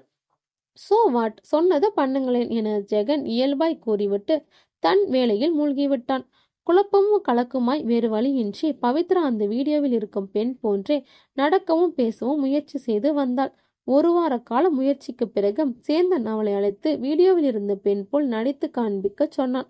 பவித்ராவும் நடித்து காண்பிக்க சேந்தன் கைத்தட்டி பாராட்டி வெரி குட் என்று கூறிவிட்டு போய்விட்டான். அன்று மதிய உணவுக்கு பிறகு பவித்ராவிற்கு லேசாய் கண்கள் சொருகி உறக்கம் வருவது போல் இருந்தது. அவள் தன் இருக்கையிலேயே கண்களை மூடி சாய்ந்தாள். மீண்டும் கண் விழிக்கும் பொழுது அவள் தங்கியிருக்கும் குடிலில் இருந்தாள். அவள் இருந்த குடில் அநேகமாய் ஒரு மருத்துவமனை போல மாற்றம் பெற்றிருந்தது. மெல்ல எழுந்து கழிவறை நோக்கி நடந்தாள். கழிவறை கண்ணாடியை நோக்கி அவளுக்கு பலத்த அதிர்ச்சி. அவளுடைய குண்டு முகமும் கூரிய மூக்கும் மாதுளைப்பூ இதழும் குங்கும நிறமும் முற்றிலும் மாறி அந்த வீடியோவில் இருந்த பெண்ணின் முக அமைப்பு பெற்று இருந்தாள். அவளுக்கு என்ன செய்வது என்றே தெரியவில்லை. படுக்கையில் சரிந்து கதறி அழுதாள். அவள் தலையை யாரோ வருடி விடும் உணர்வு தோன்றவே திரும்பி பார்த்தாள். ஜெகன் தான் அருகில் அமர்ந்திருந்தான். பவித்ரா, அழாதே என ஜெகன் மிருதுவான குரலில் ஆறுதல் கூறினான். நான் பவித்ரா தானே, பவித்ரா தானே என பவித்ரா கண்ணீரோடு அவனிடம் கேட்டாள். நீ பவித்ராவே தான் என ஜெகன் உறுதியான குரலில் சொன்னான். ஆனால் உன்னோட ஃபேஸ் அன்னைக்கு சேந்தன் அனுப்பின வீடியோல இருந்த பெண்ணோட ஃபேஸ் மாதிரியே இருக்கே என பவித்ரா குமரலும் பீதுமாய் கேட்டாள். டிராமா எல்லாம் ஓவரா என சேந்தன் கேட்டபடியே உள்ளே வந்தான். என்னோட வலியும் கண்ணீரும் உங்களுக்கு டிராமாவா என பவித்ரா சேந்தன் சட்டையை பிடித்து உலுக்கியவரை கேட்டாள். சேந்தன் பவித்ராவின் கையை அலட்சியமாய் விலக்கிவிட்டு, ஏய், நான் சொல்றபடி ஒழுங்கா கேட்டு நடந்துக்கோ.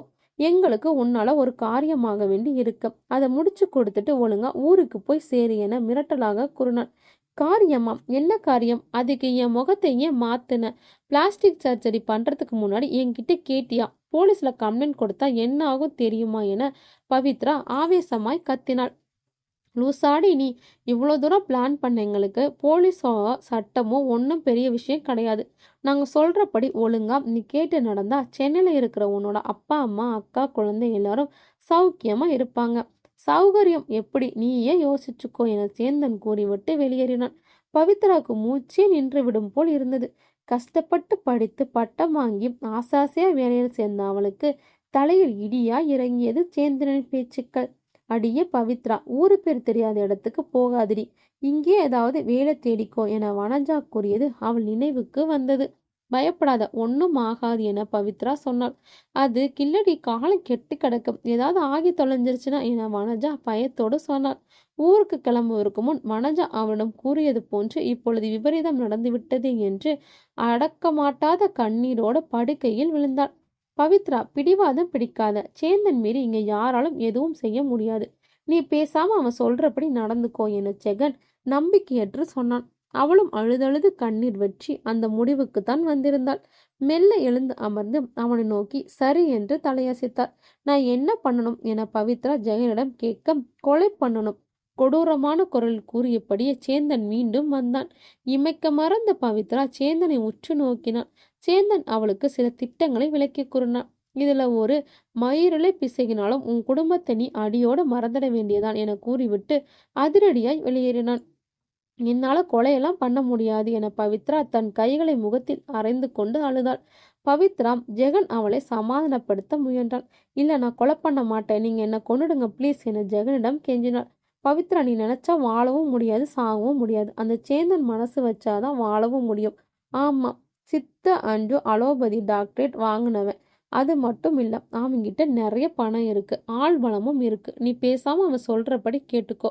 உனக்காக இல்லைனாலும் உன் குடும்பத்துக்காக இதை நீ செஞ்சுதான் ஆகணும் என ஜெகன் கூறினான். அவன் கூறியது முழுக்க முழுக்க உண்மைதான். தன்னால் அவனை எதிர்த்து எதுவும் செய்ய இயலாது என்பதை உணர்ந்த பவித்ரா அவர்கள் திட்டத்திற்கு ஒத்துழைக்க ஆரம்பித்தாள். அவர்களின் திட்டப்படி பவித்ரா ரம்யாவாக சென்னைக்கு கிளம்ப சேந்தனின் இதழ்களில் மர்மமாய் ஒரு புன்னகை. பவித்ரா ரம்யாவாக சென்னைக்கு வந்த 2 நாட்கள் ரம்யாவை பின்தொடர்ந்து அவளை நுட்பமாக கவனித்து கொண்டாள். 3வது நாள் காலை தயாராக இருந்த சேந்தனின் ஆட்கள் ரம்யாவை கச்சிதமாய் கடத்த பவித்ரா ரம்யாவாக இடம் மாறினாள். சேந்தனின் ஆட்கள் பவித்ராவை இரவும் பகலும் கண்காணித்து கொண்டிருந்தனர். நிஜ ரம்யாவை அங்கு கொண்டு வந்து மூட்டையில் கட்டு வைத்து விடுவார்கள். பவித்ரா ரம்யாவாக பரத்தை கொலை செய்தவுடன் சேந்தனின் ஆட்கள் பவித்ராவை தப்ப வைத்து விடுவார்கள். பவித்ரா பரத்தை சாட்சியோடு தான் கொலை செய்ய வேண்டும். அதுவும் பரத்திற்கோ அல்லது ரம்யாவிற்கோ மிகவும் நெருங்கிய நபர் சாட்சியாக இருக்க வேண்டும். அவள் தப்பிய பிறகு மூட்டையில் இருக்கும் ரம்யாவை சேந்தனுடைய அடியாட்கள் அவிழ்த்துவிட ரம்யாதான் கொலை செய்தாள் என்று அவள் மீது பழி விழும். ஆனால் பவித்ராவும் ஏன் எதற்கு என்று எந்த காரணம் அறியாமல் பரத்தை கொலை செய்ய மனம் வரவில்லை. எனவே அவள் பேய் பிடித்தவள் போல் நடித்திருக்கிறாள். பவித்ராவை சேந்தன் வரவழைத்து அவளுடைய குடும்பத்தை கத்தி முனையில் நிறுத்தி பரத்தை கொலை செய்யுமாறு மிரட்டினான். சுமியின் மரண செய்திக்கு முன் ரம்யாவின் அப்பா வீட்டிலிருந்து கிளம்பி வீட்டிற்கு போக போய் உரைத்துவிட்டு சேந்தன் காண அவள் சென்றிருந்தாள். அவளும் வேறு வழியின்றி சுமி மரணமடைந்த இரவே பரத்தை தீர்த்து கட்ட முடிவெடுத்து முயன்றிருக்கிறாள். கார்த்திக்கால் சேந்தனின் திட்டம் அனைத்தும் பாலடைய பவித்ரா மனதிற்குள் நிம்மதி பெருமூச்சு விட்டாலும் குடும்பத்தை எண்ணி ஒவ்வொரு நிமிடமும் நடுங்கிக் கொண்டிருந்தாள். அடுத்த நாள் காலை போலீஸ் பவித்ராவை கைது செய்ய சேந்தனுடைய ஆட்கள் ரம்யாவை தான் கைது செய்ததா எண்ணிக்கொண்டனர். பவித்ரா தப்பி எங்கே ஓடிவிட்டாள் என்று அவர்கள் முடிவு செய்து பவித்ராவின் குடும்பத்தை மட்டும் தங்கள் தொடர்ந்து கஸ்டடியில் வைத்திருந்தனர். எல்லாவற்றையும் கேட்டு முடித்த டாக்டர் காந்திமதி காமதேனு பவித்ராவை மெல்ல இயல்பு நிலைக்கு கொண்டு வந்தார். பவித்ரா மனநிலை சீரடைய அவளுக்கு சில மருந்துகளை பரிந்துரைத்துவிட்டு இன்ஸ்பெக்டர் சரிதாவை தேடினார். மேம், டாக்டர் உங்களை மீட் பண்ண சொன்னாங்க என கான்ஸ்டபிள் டிஎஸ்பி சுந்தரபாண்டியனுக்கும் சரிதா வேறு சில வழக்குகளும் அடுத்த கட்ட நடவடிக்கைகளை பற்றி ஆலோசித்துக் கொண்டிருந்த சமயத்தில் தெரிவித்தார். சரி, டாக்டர் இங்க வர சொல்லு என டிஎஸ்பி சுந்தரபாண்டியன் கூறினார். ஹலோ டாக்டர், எப்படி இருக்கீங்க என சுந்தரபாண்டியன் டாக்டரை புன்னகையோடு வரவேற்றார். குட், உங்களை பார்த்து ரொம்ப நாள் ஆயிடுச்சு, நீங்க எப்படி இருக்கீங்க என டாக்டர் காந்திமதி சுந்தரபாண்டியன் இருவரும் நட்பாய் சற்று நேரம் பேசிவிட்டு டாக்டர், அந்த பொண்ணு ஏதாவது சொன்னாளா என கேட்டார். யூஸ்ஃபுல்லாக ஏதாவது விஷயம் கிடைச்சதா என சரிதா ஆர்வமாய் கேட்டாள். டாக்டர் நடந்த அனைத்தையும் கூற சரிதாவும் சுந்தரபாண்டியனும் வாயெடுத்து போய் அமர்ந்திருந்தனர். அவர்கள் இருவரும் இயல்பு நிலைக்கு வர சில நிமிடங்கள் தேவைப்பட்டன. ஓகே சார், நான் கிளம்புறேன். வேற ஏதாவது ஹெல்ப் வேணும்னா கூப்பிடுங்க என காந்திமதி கிளம்பினார். மேம், ஒரு நிமிஷம், அந்த பொண்ணு இப்ப எப்படி இருக்கா என டிஎஸ்பி சுந்தரபாண்டியன் கேட்டார். ரொம்ப கவலையோட தான் இருக்கா. சில மெடிசன் எழுதி கொடுத்திருக்கேன், ஃபாலோ பண்ணுங்க, சரியாயிடுவா என்று டாக்டர் நம்பிக்கையோடு கூறிவிட்டு கிளம்பினார். சரிதாவும் சுந்தரபாண்டியனும் பவித்ராவோட மேலும் சில தகவல்களை நேரில் விசாரித்து பெற்றுக்கொண்டனர். பவித்ராவின் வீட்டு முகவரியை தேடிச் சென்றனர். அங்கு இருந்த குடும்பம் பவித்ராவை யாரென்றே தெரியாது என கூறிவிட்டனர். இல்ல, முன்னாடி யாராவது வாடகைக்கு இருந்தாங்களாம் என சரிதா விசாரித்தாள். இல்லை மேடம், இது எங்க சொந்த வீடு. வீடு கட்டினதுலேருந்து நாங்க தான் குடியிருக்கோம். வீட்டுல குடியிருப்பவர் அடித்து பேசின. வழக்கின் அடுத்த கட்டத்தை தீர்மானிக்க இயல்ந்தவரை சுந்தரபாண்டியன் வாகனத்தை நோக்கி நடக்க சரிதாவும் அவரை பின்தொடர்ந்தாள். என்ன சார் இது? சரிதா வருத்தமாய் கூற சுந்தரபாண்டியன் வாய் மீது விரல் வைத்து எச்சரிக்கை செய்து கிளம்புமாறு கையசைத்தார். சரிதா பவித்ராவிடம், என்னடி சுத்த விடலாம்னு பாக்குறியா என்று கோபமாய் பவித்ராவின் கன்னத்தில் பலார்னு விட்டாள். சத்தியமா இல்ல மேடம், அது எங்க வீடுதான். அந்த படுபாவி சேந்தன் என் ஃபேமிலியை கடத்தி வச்சிருக்கான் என பவித்ரா வழிந்த கண்ணீரை துடைத்தபடியே கூறினாள். படபடத்த நெஞ்சுடன் வழக்கை விசாரித்துக் கொண்டிருந்த சரிதாவையும் சுந்தரபாண்டியனையும் நல்ல மல்ல குளுமையான காற்று வீசி வரவேற்றது. பவித்ரா கூறிய முகவரியை இருவரும் அடைந்தனர். எதற்கும் இருக்கட்டும் என்று சுந்தரபாண்டியன் நல்லமல்ல காவல் நிலையத்திற்கு தகவல் தெரிவித்திருந்தான். இங்க சீனியர் சேந்தன் யாராவது இருக்காங்களா என சுந்தரபாண்டியன் வரவேற்பில் அமர்ந்திருந்தவர்களிடம் விசாரித்தான். சேந்தனா? அப்படி யாரும் எனக்கு தெரியாது. நான் வேலைக்கு சேர்ந்து 1 மாசம்தான் ஆச்சு. அந்த நபர் கூறினார். இந்த ரிசர்ச் சென்டரோட ஹெட் யாரு என சரிதாவிடம் கேட்டார். மேடம், நீங்க சரியா போர்டு படிக்க நினைக்கிறேன். அந்த நபர் சற்று கேலியோடு சொன்னார். அவர்கள் இருவரும் அதிர்ச்சியோடு அந்த ஆளை பார்க்க, இது ரிசர்ச் சென்டர்ல சித்த வைத்திய சாலை என்று அவர் கூற இருவரும் சற்று அதிர்ந்தனர். ஓகே, இதோட ஹெட் யாரு, கொஞ்சம் கூப்பிடுங்க என அதிர்ச்சியை வெளிக்காட்டாமல் சுந்தரபாண்டியன் கூறினான். அவன் இருவரையும் அமர வைத்துவிட்டு அலுவலகத்தை நோக்கி நடந்தான். எஸ், நடுத்தர வயது மதிக்கத்தக்க சற்று பருமமான பெண் அவனிடம் கேட்டாள். I am DSP Sundarapandian from Tamil Nadu. Inspector Saritha, Sundarapandian கூற அந்த பெண் இருவரையும் வணங்கி வரவேற்றான். எதுக்கு இங்க வந்தீங்க, என்னன்னு தெரிஞ்சுக்கலாமா என அந்த பெண் கேட்டாள். இங்க ஒரு மெடிக்கல் ரிசர்ச் சென்டர் இருக்கிறதா கேள்விப்பட்டோம். அதான் சும்மா ஃப்ரெண்ட்லியா விசிட் பண்ணலாமேன்னு ஏதோ சொல்ல வாயை எடுத்த சரிதாவை கை அமர்த்தி விட்டு சுந்தரபாண்டியனை கூறினார். இல்ல சார், இது மெடிக்கல் ரிசர்ச் சென்டர் இல்ல, சித்த வைத்திய சாலை என அந்த பெண் கூறினார். நீங்க என்னவா இருக்கீங்க என டிஎஸ்பி சுந்தரபாண்டியன் கேட்டார். Oh sorry, I am Gowri, Siddha doctor, அந்த பெண் கூறினாள். எத்தனை வருஷமா இந்த ஹாஸ்பிட்டல் ரன் பண்ணிட்டு இருக்கீங்க என சந்தேகத்துடன் கேட்டால் சரிதா. 5 வருஷம் முடிய போகுது என கௌரி பதில் கூறினார். இல்லை, எங்களுக்கு இது மெடிக்கல் ரிசர்ச் சென்டர்னு யாரோ சொன்னாங்க, அதை நம்பி தான் வந்தோம். சாரி, உங்க டைமை வேஸ்ட் பண்ணிட்டோம். வெரி சாரி, நாங்கள் கிளம்புறோம் என சுந்தரபாண்டியன் கூறிவிட்டு எழ சரிதாவும் எழுந்து கொண்டாள். ஓகே சார், நோ ப்ராப்ளம் என கௌரி புன்னகையோடு கூறி அவர்களின் வாகனம் வரை வந்து வழி அனுப்பி வைத்தாள். கௌரி அவர்களின் வாகனம் சற்று தூரம் கிளம்பி செல்லும் வரை நின்று பார்த்துவிட்டு பிறகு உள்ளே திரும்பினாள். அந்த லேடி சொல்றது உண்மை இல்ல, ஏதோ தில்லுமுள்ளு நடக்குது என சரிதா கோபத்தோடு சொன்னாள். எப்படி சரிதா அவ்வளோ உறுதியா சொல்றீங்க என சுந்தரபாண்டியன் கேட்டார். அந்த லேடி வாசல் வரை வந்து வழி அனுப்பிச்சாங்க. அது மட்டும் இல்ல, வண்டி கிளம்புற வரைக்கும் நின்று பார்த்தாங்க. எனக்கு என்னமோ ரொம்ப டவுட்டா இருக்கு என சரிதா கூறினான். சரிதா, ஒன்று பண்ணுவோம், இங்கே 2-3 நாள் தங்கி லோக்கல் ஜனங்க கிட்ட விசாரிச்சு பார்ப்போம் என சுந்தரபாண்டியன் கூற சரிதா தலையசைத்தாள். இருவரும் லோக்கல் காவல் நிலையத்திற்கு விரைந்தனர். சுந்தரபாண்டியன் லோக்கல் காவல் இன்ஸ்பெக்டரும் பேசி இருவரும் தங்க ஏற்பாடு செய்தனர். சார், நம்ம ஏன் இந்த மலையை ஒரு ரவுண்டு வரக்கூடாது என சரிதா சுந்தரபாண்டியனும் கூற சுந்தரபாண்டியன் வாகனத்தின் இயக்கம் இருவரும் கிளம்பினர். அந்த மலை அவர்களுக்கு கண்கொள்ளா இயற்கை காட்சிகளை விருந்தாக படித்தது. நகர வாழ்க்கையின் பரபரப்பில் இயங்கி பழக்கப்பட்ட 4 கண்களும் இயற்கையின் விருந்து வந்த பணியை மறக்கடித்து விட்டன. 10 கிலோமீட்டருக்கு மேல் வாகனம் செல்ல முடியாத அளவு புதர்கள் மண்டி அடர்ந்து கிடந்தன. சுந்தரபாண்டியன் வாகனத்தை நிறுத்த இருவரும் வாகனத்திலிருந்து இறங்கி நடக்கத் தொடங்கின. சுந்தரபாண்டியன் கை கடிகாரத்தை பார்த்தால் மணி 4ஐ காட்ட அங்கு லேசாக இருட்டத் தொடங்கியது. என்ன சார், இது 4 மணிக்கு இருட்ட ஆரம்பிச்சிருச்சு என சரிதா வியந்தாள். இது மலை பிரதேசம் இல்ல, அதனாலதான் என சுந்தரபாண்டியன் கூறினார்.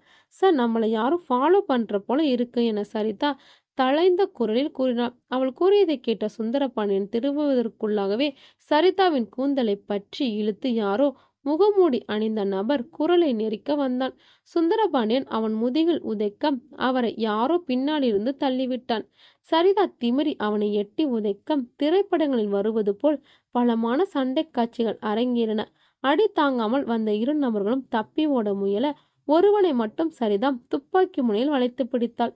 முள்புதரின் நடுவே அடர்ந்து வளர்ந்திருந்த கொடியை எடுத்து பிடிப்பட்டவனின் கை கால்களை கட்டி வாகனத்தில் ஏற்றி காவல் நிலையம் நோக்கி அவர்கள் இருவரும் விரைந்தனர். சுந்தரபாண்டியன் லோக்கல் இன்ஸ்பெக்டர் பங்கரப்பாவிடம் பிடிப்பட்டவனை ஒப்படைத்துவிட்டு வழக்கு பதிவு செய்தார். அவர்கள் இருவரும் ஓய்வெடுக்க ஏற்பாடு செய்யப்பட்டிருந்த அறைக்கு கிளம்ப நினைத்த பொழுது, ஆம், அம்மாயி மிஸ்ஸிங் ஃபைல் எங்கடா? பங்காரப்பா கத்தி கொண்டிருந்தார். அதை கேட்ட ஏதோ பொண்ணு காணாம போன கேஸ் பத்தி பேசிட்டு இருக்காங்க, என்னன்னு கேளுங்க. சரிதாம், சுந்தரபாண்டியன் காதில் கூறினார். சுந்தரபாண்டியனும் பங்காரப்பாவின்னு விசாரிக்க, பங்காரப்பா சுமார் 7 மாதங்களுக்கு முன்பு சிலகம்மா என்ற மலை ஜாதி பெண் காணாமல் போனதாக கூறினார். இந்த வழக்கிற்கும் அந்த பெண் காணாமல் போனதற்கும் ஏதேனும் தொடர்பு இருக்குமா என்று இருவரும் தீவிரமாக யோசிக்க, இவர்களை 2 கண்கள் தொலைவில் இருந்து கவனித்துக் கொண்டிருந்தன. அந்த கண்களின் முகத்திற்கு சொந்தமான இதழ்கள் மர்ம புன்னகை ஒன்றை உதிர்த்தன. சிலக்கம்மா சுள்ளி பொறுக்க போய் காணாமல் போனதாய் கூறினார்களே தவிர வேறு எந்த தகவலும் அவர்களுக்கு தெரியவில்லை. அது வனப்பகுதி என்பதால் காட்டு மிருகங்கள் அடித்து தின்றிருக்க நிறைய வாய்ப்பு இருக்கிறது என்று கிராம மக்கள் கூறினர். காட்டு மிருகங்கள் அடித்து கொண்டிருந்தால் உடல் கிடைத்ததல்லவா? அங்கு தங்கியிருந்ததால் இந்த வழக்கு சம்பந்தமாக எந்த முன்னேற்றமும் தெரியவில்லை. எனவே சரிதாவும் சுந்தரபாண்டியனும் ஊர் திரும்பி கொண்டிருந்தனர். அப்பொழுது ரம்யாவிற்கு நினைவு திரும்பி விட்டதாய் சரிதாவுக்கு பரத் போன் செய்தான். என்ன பரத், ரம்யா எப்படி இருக்கா என்ற கேள்வியோடு சுந்தரபாண்டியன் உள்ளே நுழைய சரிதாவும் பின்தொடர்ந்தாள். அவர்கள் சென்னை திரும்புவதற்குள் ரம்யா உடல்நலம் பெற்று தாய் வீட்டில் ஓய்வாய் இருந்தாள். ரம்யாவை பார்த்து கொள்ள பரத்தும் அங்கேயே தங்கியிருக்க, ரம்யா வீடு திரும்பிய பிறகு கார்த்திக் அன்றுதான் ரம்யாவை காண வந்திருந்தான். நல்லா இருக்கேன் சார் என பரத் கூறினான். உனக்கு ஏதாவது ஞாபகம் இருக்கா? உன்னை எங்க கடத்தி வச்சிருந்தாங்கன்னு சொல்ல முடியுமா? யாரு கடத்ததாங்கன்னு தெரியுமா என சுந்தரபாண்டியன் ரம்யாவிடம் விசாரித்தார். இல்ல சார், எனக்கு எதுவும் தெரியாது. அன்னைக்கு கோயிலுக்கு கிளம்புனேன். யாரோ எனக்கு முன்னாடி ஏதோ புகை போட்ட மாதிரி ஒரு ஃபீல் ஆச்சு, அதோட சரி. திரும்பி முழிச்சு பார்க்கும்போது ஹாஸ்பிட்டல்ல இருந்தேன் என ரம்யா நடந்தவற்றை நிதானமாய் சொல்லி முடித்தாள். சுந்தரபாண்டியன் எந்த குழுவும் கிடைக்கவில்லையே என்று நெற்றி பொட்டை தேய்த்தபடி யோசித்து கொண்டிருந்தார். எனக்கு ஒரு விஷயம் தோணுது, சொல்லலாமா என கார்த்திக் அவர் அருகில் சென்று பவ்யமாக கேட்டான். அவரும் சொல் என்பது போல் தலையசைத்தார். பரத்தோட அப்பா தமிழ் துறையில் ஆராய்ச்சி பண்ணி முனைவர் பட்டம் வாங்கினவர். தமிழ் பல்கலைக்கழகத்திலே பேராசிரியராகவும் சென்னை பல்கலைக்கழகத்தில் தமிழ் துறை தலைவராகவும் வேலை செஞ்சவர். அவர் ரிட்டையர் ஆனதுக்கு அப்புறம் ஓலைச்சுவடிகளை பத்தி நிறைய ரிசர்ச் பண்ணிட்டு இருந்தான்னு சொல்லி கொண்டிருந்த கார்த்திக்கை சரிதா, மிஸ்டர் கார்த்திக், நீங்க சொல்ற கதைக்கும் இந்த கேஸுக்கும் என்ன சம்பந்தம் என்று கேட்டார். மேடம், ஃபுல்லா கேளுங்க என்று கூறிவிட்டு கார்த்திக் தொடர்ந்தான். மகாதேவன் மாமா ஒரு நாள் ஏதோ மூலிகை வைத்தியரை பார்க்க போறேன்னு சொல்லிட்டு மதுரைக்கு கிளம்புனாரு. அடுத்த நாள் மத்தியானம் அவர் ஆக்சிடென்ட் ஆகி தவறு போயிட்டுதான் எங்களுக்கு மெசேஜ் வந்தது என்று கூறி கார்த்திக் நிறுத்தினார். ஆமா சார், என்கிட்ட அதை பத்தி மாமா நிறைய சொல்லியிருக்காரு என்று ரம்யா தொடர ஆரம்பித்தாள். என்ன சொல்லியிருக்கிறாரு, கொஞ்சம் டீட்டெயில் சொல்ல முடியுமா என சுந்தரபாண்டியன் கேட்டார்.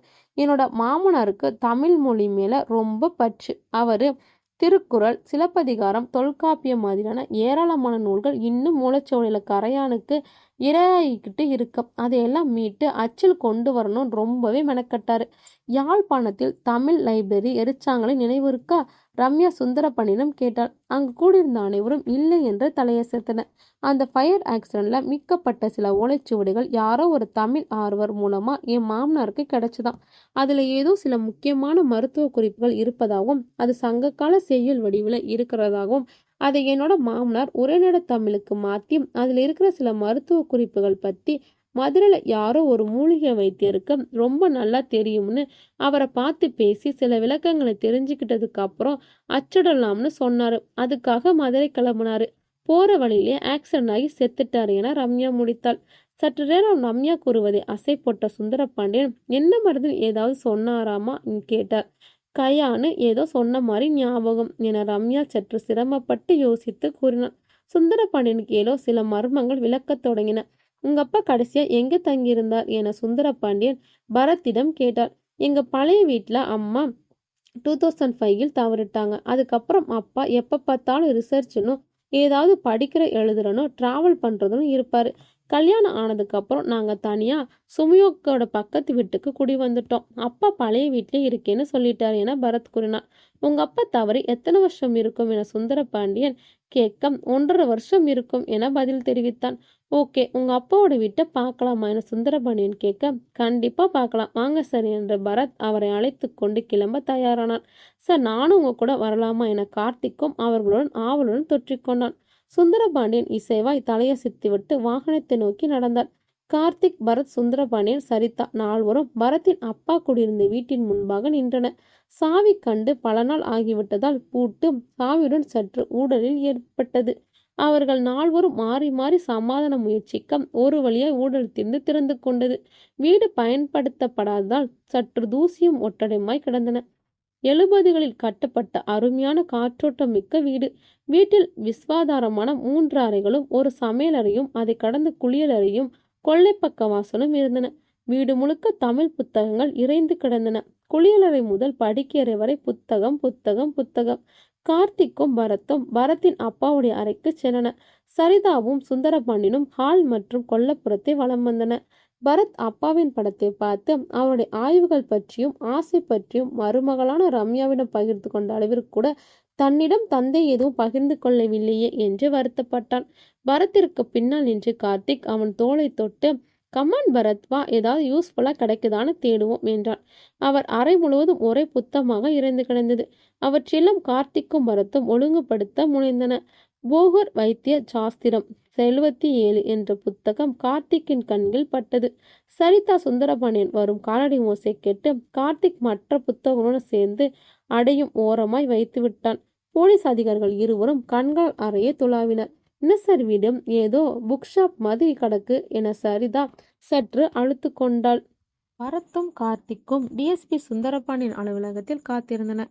அவர் வரவும் இது அப்போடைய ரூம்ல கிடைச்சது என பரத் மரியாதையோடு எழுந்து நின்று சுந்தரபாண்டியனும் கொடுத்தான். இது எப்படி உங்களுக்கு கிடைத்தது என சுந்தரபாண்டியன் சற்று அதட்டலாக கேட்டான். 2 டேஸ் முன்னாடி நம்ம போனோமே, அப்பதான் இது கிடைச்சது என கார்த்திக் மென்று மிளங்கி பதில் சொன்னான். அன்னைக்கே ஏன் கொடுக்கல என கார்த்திக்கை முறைத்தபடி சுந்தரபாண்டியன் கேட்க, எங்களால் ஏதாவது கண்டுபிடிக்க முடியுமான்னு பார்க்கலாம்னு பரத் கூறினான். ஹலோ பரத், உங்களை தான் கொலை பண்ண வந்திருக்காங்க. கொலையாளி யாருன்னு நான் கண்டுபிடிக்கல. உங்க உயிருக்கு ஆபத்து இருக்கு. அதுக்குள்ள எதுக்கு இந்த சிஐடி வேலையெல்லாம்? சுந்தரபாண்டியன் சற்று கடினமான குரலில் கராராக கூறினான். பரத் கார்த்திக்கை முறைக்க கார்த்திக் வழிந்தான். அது சரி, ஏதாவது கண்டுபிடிச்சிங்களா என சுந்தரபாண்டியன் கேட்டார். சார், இந்த புக்ல ஒரு ஓலைச்சுவடி இருக்கும். அதுல இருக்கிற பாட்டுக்கான அர்த்தத்தை தான் மாமா தேடிட்டு இருந்தாருன்னு நினைக்கிறேன். பரத்துக்கு நடந்த கொலை முயற்சிக்கும் இதுதான் காரணம்னு தோணுது என கார்த்திக் தன் சந்தேகத்தை அவரிடம் தெரிவித்தான். அந்த பாட்டுக்கான அர்த்தத்தை நீங்க கண்டுபிடிச்சிங்களா என சுந்தரபாண்டியன் கேட்க இருவரும் இல்லை என்று தலையசைத்தனர். சரி, இந்த பாட்டு தானே, எப்படி உறுதியா எப்படி சொல்றீங்க என சுந்தரபாண்டியன் கேட்க, இதெல்லாம் ஒரு யூகம்தான் என கார்த்திக் கூறினான். ஓகே, இந்த சிஐடி வேலையெல்லாம் மூட்டை கட்டிட்டு உங்க வேலையை மட்டும் பாருங்க. அப்படியே யூகிச்சா கூட என்கிட்ட தான் வந்து சொல்லணும், சுந்தரபாண்டியன் கண்டிப்பான குரலில் கூறினார். நண்பர்கள் இருவரும் விடை பெற்று கிளம்பினர். சுந்தரபாண்டியன் அலைபேசியின் திரையில் சரிதாவின் எண்கள் மின்னின. சரிதாவின் அழைப்பை ஏற்று அவர் பேசினார். சரிதா நல்லமல்லா சென்று அடைந்ததாகவும் லோக்கல் போலீஸ் உதவியோடு கௌரியின் சித்த வைத்தியசாலையை கண்காணிப்பதாகவும் தகவல் கூறினார். மேலும் அவள் சுந்தரபாண்டியனிடம் பேசியது, சார், நான் சேந்தன் அரெஸ்ட் பண்ணிட்டேன். கூடவே அந்த காணாம போன பொண்ணு சிலக்கம்மா இருந்தா. 2 பேரையும் கூட்டிட்டு சென்னைக்கு வந்துட்டு இருக்கேன் என்று சற்று அவசரமாய் கூறி அழைப்பை துண்டித்து விட்டாள். சுந்தரபாண்டியன் தன்னுடைய அலுவலகத்தில் அமர்ந்திருந்தார். எதிர்ப்புறம் இருந்த இருக்கையில் டாக்டர் காந்திமதி காமதேனுவும் அமர்ந்திருந்தார். டாக்டர், நீங்க சொல்றது என்னால் சுத்தமா நம்பவே முடியல என சுந்தரபாண்டியன் நம்ப முடியாதவராய் கேட்டார். ஆமா சார், என்னையும் நம்ப முடியல. டாக்டர் காந்திமதியும் வியப்பும் அதிர்ச்சியும் கலந்து கூறினார். என்ன நடந்துக்கிறத கொஞ்சம் தெளிவா விளக்கமா சொல்லுங்க டாக்டர் என சுந்தரபாண்டியன் கேட்டார். டாக்டர் காந்திமதி நடந்ததை விளக்கத் தொடங்கினார். டாக்டர் காந்திமதி காமதேனுவின் சகோதரி ஆந்திராவிலிருந்து அவர் வீட்டுக்கு வந்திருந்தார். வந்த அன்று அவசரமாய் அவருடைய சகோதரி எங்கேயோ கிளம்ப வேண்டும் என்று கூறி பரபரப்பாய் கிளம்பி சென்றார். என் மனோகரி, எங்க வந்ததும் வராதமா கிளம்பிட்டேன் என காந்திமதி தன் சகோதரியிடம் கேட்க, இல்லக்கா, வந்து பேசுறேன், டைம் இல்லை என்று கூறியபடியே மனோகரி பரபரப்பாய் கிளம்பினாள். தன்னுடைய பணிகளில் காந்திமதியும் அதை பெரிதாக எடுத்துக்கொள்ளவில்லை. அடுத்த நாள் காலை அவள் அலைபேசியில் யாருடன் உரையாடி கொண்டிருந்தாள்.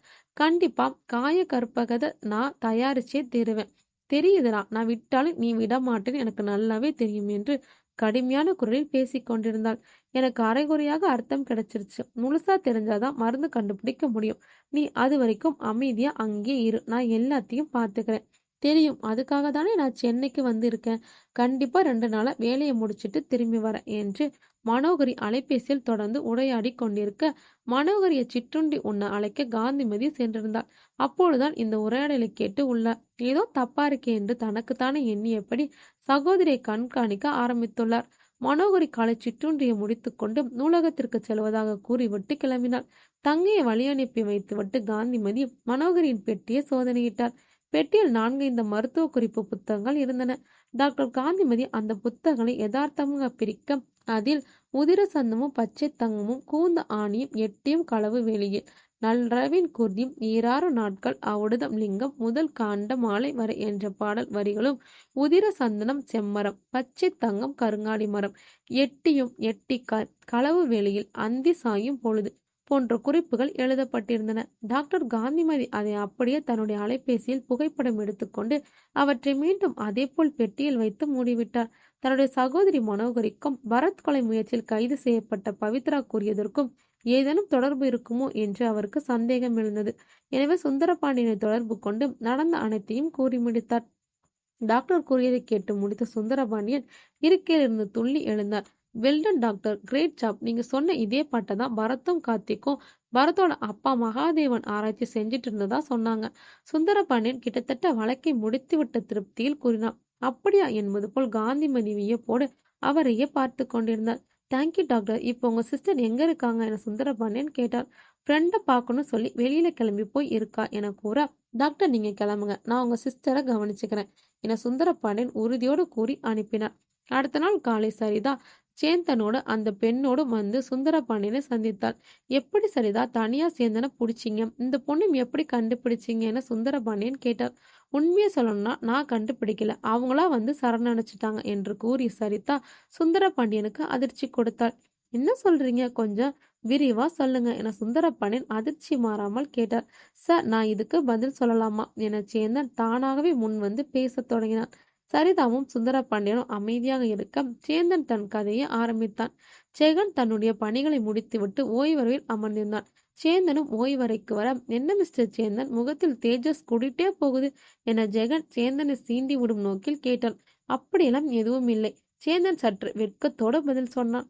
அது இருக்கட்டும், மலையெல்லாம் சுத்தி பார்த்துட்டு வந்தீங்களாமே, எப்படி இருந்துச்சு என்று ஜெகன் சேந்தனிடம் கேட்டான். ரொம்ப நல்லா இருந்துச்சு என அவன் கூற, மலை மட்டும்தான் நல்லா இருந்துச்சா என வித்தியாசமான கேட்க, சேந்தன் மனதிற்குள் சிலக்கம்மா வந்து நிற்க அவன் தன்னுடைய மன உணர்வுகள் அனைத்தையும் ஜெகனிடம் கொட்டி தீர்த்து விட்டான்.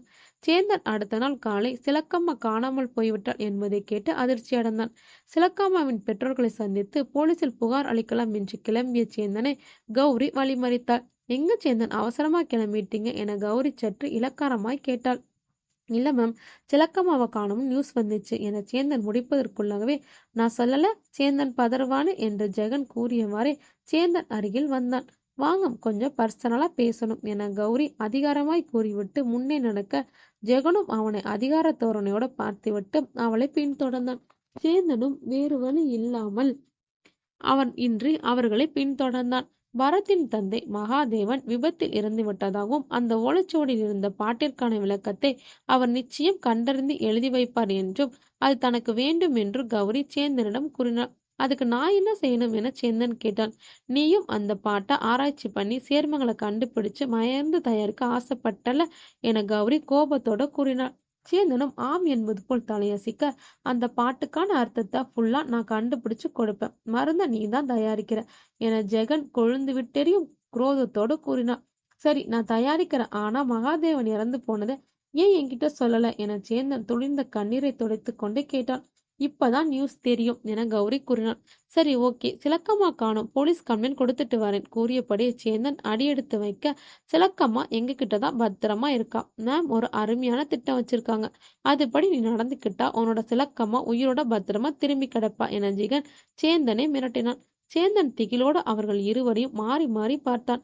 மகாதேவன் எப்படியும் அவருடைய மகன் பாரத்திடம் இந்த பாட்டை பற்றியும் அதில் இருக்கும் சேர்மங்களை பற்றியும் பகிர்ந்திருப்பார். அதை நல்ல முறையில் கேட்டு பார்ப்பது என்றும் அவன் கொடுக்க மறுத்தால் ரம்யாவை கடத்தி அந்த இடத்தில் வேறொரு பெண்ணை அனுப்பியும் அவனை கொன்று சேர்மனில் அறிந்து கொண்டு மருந்தை தயாரித்து கொடுக்குமாறு கூறினார். அவர்கள் திட்டத்தின் விவரத்தை அறியாமல் சிலக்கா மீது கொண்ட ஆர்வத்தினால் ஒப்புக்கொண்டான். கௌரி யாரோ ஒரு பெண்ணிற்காக வலைவிரித்து இருந்தாள். பவித்ராவின் தலைவிதி அவள் வந்து சிக்கிக்கொண்டாள். அதன் பிறகு நடந்த அசம்பாவிதங்கள் அனைத்தும் அனைவரும் அறிந்ததே. சிலக்கம்மா கௌரியின் வைத்தியசாலையிலே மயக்க மருந்து கொடுத்து அடைக்கப்பட்டிருந்தாள். சுய உணர்வு பெற்று எப்படியோ தப்பி வந்தாள். சிலக்கம்மா தப்பியதை அறிந்த சேந்தன் அவளை கைப்பற்றி மும்பைக்கு சென்று விடலாம் என்று முடிவெடுத்து கிளம்பிய தருணத்தில்தான் சரிதா அவர்களை கண்டாள். போலீசில் கூறி சரணடைவது நலன் என்று சிலக்கம்மா கூற நடந்த அனைத்தையும் சேந்தன் சரிதாவிடம் கூறி சென்னைக்கு கிளம்பி வந்தான். சுந்தரபாண்டியன் சேந்தன் நடந்த அனைத்தையும் கூறி முடிக்க சரிதாவும் இசைவாய் தலையசைத்தாள். சுந்தரபாண்டியன் அலைபேசியை அழகாய் பாடியது.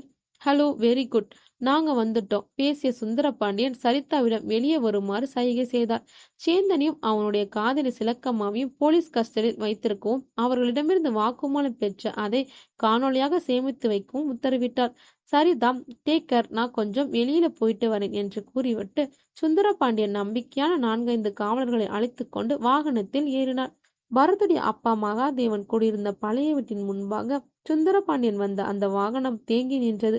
பரத்தும் கார்த்திக்கும் பதட்டத்தோடு வாகனத்தை நோக்கி ஓடி வந்தன. வாங்க சார், வாங்க என பரத் பதட்டத்துடன் சுந்தரபாண்டியனை வரவேற்றான். அவன் எங்க இருக்கான் என சுந்தரபாண்டியன் கேட்டான். அப்பாவோட ரூம்ல தான் லாக் பண்ணி வச்சிருக்கோம் என பரத் பதட்டம் தனியாத குரலில் கூறினான். அவர்கள் மூவரும் உடன் வந்த காவலர்களோடு பரத்துடைய தந்தை அறையை நோக்கி நடந்தன. சுந்தரபாண்டியன் துப்பாக்கியோடு சுடும் நிலையில் தயாராக நிற்க காவலர்கள் கதவை திறந்து கொண்டு உள்ளே சென்றனர். அறையினுள் அவன் மயக்கத்தில் கிடந்தான். அவனை காவலர்கள் கைது செய்ய அவர்கள் இருவரும் வாகனத்தில் ஏறி சுந்தரபாண்டியனோடு கிளம்பினர். கைது செய்தவனை பந்தோபஸ்தோட அரசு பொது மருத்துவமனை சேர்ப்பித்து விட்டு பரத், கார்த்திக், நீங்க 2 பேரும் இவனை எப்படி பிடிச்சிங்க என சுந்தரபாண்டியன் கேட்டார். பழைய வீட்டுல தேடி பார்த்தா ஏதாவது குழு கிடைக்கும்னு கார்த்தி சொன்னான் என பரத் கூற, மிஸ்டர் பரத், நான் தான் இந்த சிஐடி வேலையெல்லாம் பார்க்க வேணாம்னு சொன்னேன்ல என சுந்தரபாண்டியன் சற்று காட்டமாக கேட்டார். என்ன சார், நாங்க ரிஸ்க் எடுத்தனால தானே இவனுக்கு பிடிக்க முடிஞ்சது, கோச்சிக்காதீங்க சார், உங்களுக்கு உதவி செய்யதானே நாங்க முயற்சி செஞ்சோம் என கார்த்திக் அவரை சமாதானப்படுத்த முயன்றான். ஆல்ரைட், மேல சொல்லுங்க என சுந்தரபாண்டியன் சற்று கோபம் தணிந்தவராய் கூறினார். வீட்டை நீங்க சீல் பண்ணியிருந்தீங்க, பின்பக்க சுவர் வழியா ஓட்டை பிடித்து உள்ள குதித்தோம். பார்த்தா எங்களுக்கு முன்னாடி எவனோ குதிச்சு போய்கிட்டே இருந்தான். நாங்களும் பூனை மாதிரி அவன் பின்னாடியே போனோம். அவன் நேரா அப்பா ரூமுக்கு போய் எதையோ தேட ஆரம்பிச்சான். நாங்க 2 பேரும் பின்னாடியே போய் ரூமை லாக் பண்ணிட்டோம். பரத் தன்னுடைய மற்றும் நண்பருடைய சாகசங்களை பெருமிதமான குரலில் கூறினான். எப்படி மயக்கத்தில் இருந்தான், நீங்க அவனை என்ன பண்ணீங்க என சுந்தரபாண்டியன் கேட்டார். ஓ, அதுவா, நான் தான் சார் தப்பிச்சு போகாம இருக்க மயக்க மருந்து வாங்கிட்டு வந்து ஜன்னல் வழியா ரூமுக்குள்ள ஸ்ப்ரே பண்ணேன் என கார்த்திக் பெருமையோடு கூறினான். சின்ன வயசுல டிடெக்டிவ் ஸ்டோரி எல்லாம் ரொம்ப படிப்பீங்களோ? இருவருக்கும் கை கொடுத்து பாராட்டபடியே சுந்தரபாண்டியன் விளையாட்டாய் கூறினார். மருத்துவமனையில் அனுமதிக்கப்பட்ட அவனுக்கு நினைவு திரும்பி விட்டதாய் தகவல் வர அவனை போலீஸ் கஸ்டடியில் எடுத்து சுந்தரபாண்டியன் அருமையான விருந்து வைத்தார். விருந்தின் வலிமை தாளாது. என் பேரு ஜெகன், எங்க அம்மா பேரு கௌரி மனோகரி, நாங்க 2 பேருமே சித்தா டாக்டர். எங்க அம்மா சில அபூர்வமான மூலிகைகளை நல்ல மல்லாவில் ஆராய்ச்சி பண்ணிட்டு இருந்தாங்க. நானும் படிப்பை முடிச்சுட்டு அவங்க கூட சேர்ந்தேன். சித்த வைத்தியசாலை மற்றும் ஆராய்ச்சிக்கு உதவியா இருந்த மகாதேவன் எங்க அம்மாவுடைய ஃப்ரெண்டு. அவர் இந்த தமிழ் பாடல்கள் எல்லாம் நிறைய ரிசர்ச் பண்ணிட்டு இருந்தாரு. யதார்த்தமா ஒரு நாள் அவர் கிடைச்ச ஓலைச்சுவடியில் இருந்த பாட்டை எங்க அம்மா கிட்ட ஷேர் பண்ணாரு. எங்க அம்மாவோட ரிசர்ச்சையும் காய கற்பக மருந்து தயாரிக்கிறது தான். அதுக்கு அவங்க நிறைய மூலிகைகள் ஆராய்ச்சி பண்ணிட்டாங்க. ஆனா பலன் ஒன்றும் நினைத்த மாதிரி கிடைக்கல. இந்த சமயத்துலதான் இந்த பாட்டும் அதற்கான விளக்கத்தை கண்டுபிடிக்கிற முயற்சியிலும் மகாதேவன் ஈடுபட்டிருந்தாரு. எங்களுக்கு தெரிய வந்தது. சேந்தனும் ஆர்வமா இருக்கிறதையும் நாங்க தெரிஞ்சுக்கிட்டோம். ஒரு நாள் மகாதேவன் மதுரையில யாரோ ஒரு வயசான மூலிகை வைத்தியர் இருக்கிறதாகவும் அவரை போய் பார்த்தா பாட்டுக்கான விளக்கத்தையும் மருந்து தயாரிக்க தேவையான சேரும் அளவுகளையும் சொல்லுவார்னு மகாதேவன் அம்மா கிட்ட சொல்லிட்டு மதுரைக்கு கிளம்பினார். எங்களுடைய கெட்ட நேரம் அவர் ஆக்சிடென்ட்ல இறந்துட்டாரு. அம்மாவும் நானும் எவ்வளோ முயற்சி செய்தோம், அந்த பாட்டோட அர்த்தத்தை கண்டுபிடிக்க முடியல. அப்பதான் சேந்தனுக்கு சிலக்கம்மா மேல ஒரு அபிப்பிராயம் இருக்கிறது தெரிய வந்துச்சு. நாங்க மகாதேவன் போனதுக்கு அப்புறம் எங்களுடைய ஆட்களை அனுப்பி பரத் கிட்ட அந்த பாட்டை பத்தி ஏதாவது பரத்துக்கு தெரியுமான்னு விசாரிச்சோம். அவன் தனக்கு எதுவும் தெரியாதுன்னு சொல்லிட்டான். ஆனா அம்மா தான் நம்பல. அதுக்கப்புறம் சேந்தனை இயக்கி நானும் அம்மாவும் பவித்ராவ ஆள் மாறாட்டம் செய்ய வச்சு, வரத்துக்கு உயிர் பயம் காமிச்சு, அந்த பாட்ட தெரிஞ்சுக்கலான்னு ஆசைப்பட்டோம். சேந்தன் வச்ச அந்த மருந்தையும் தயாரிக்கலாம்னு டிசைட் பண்ணோம்.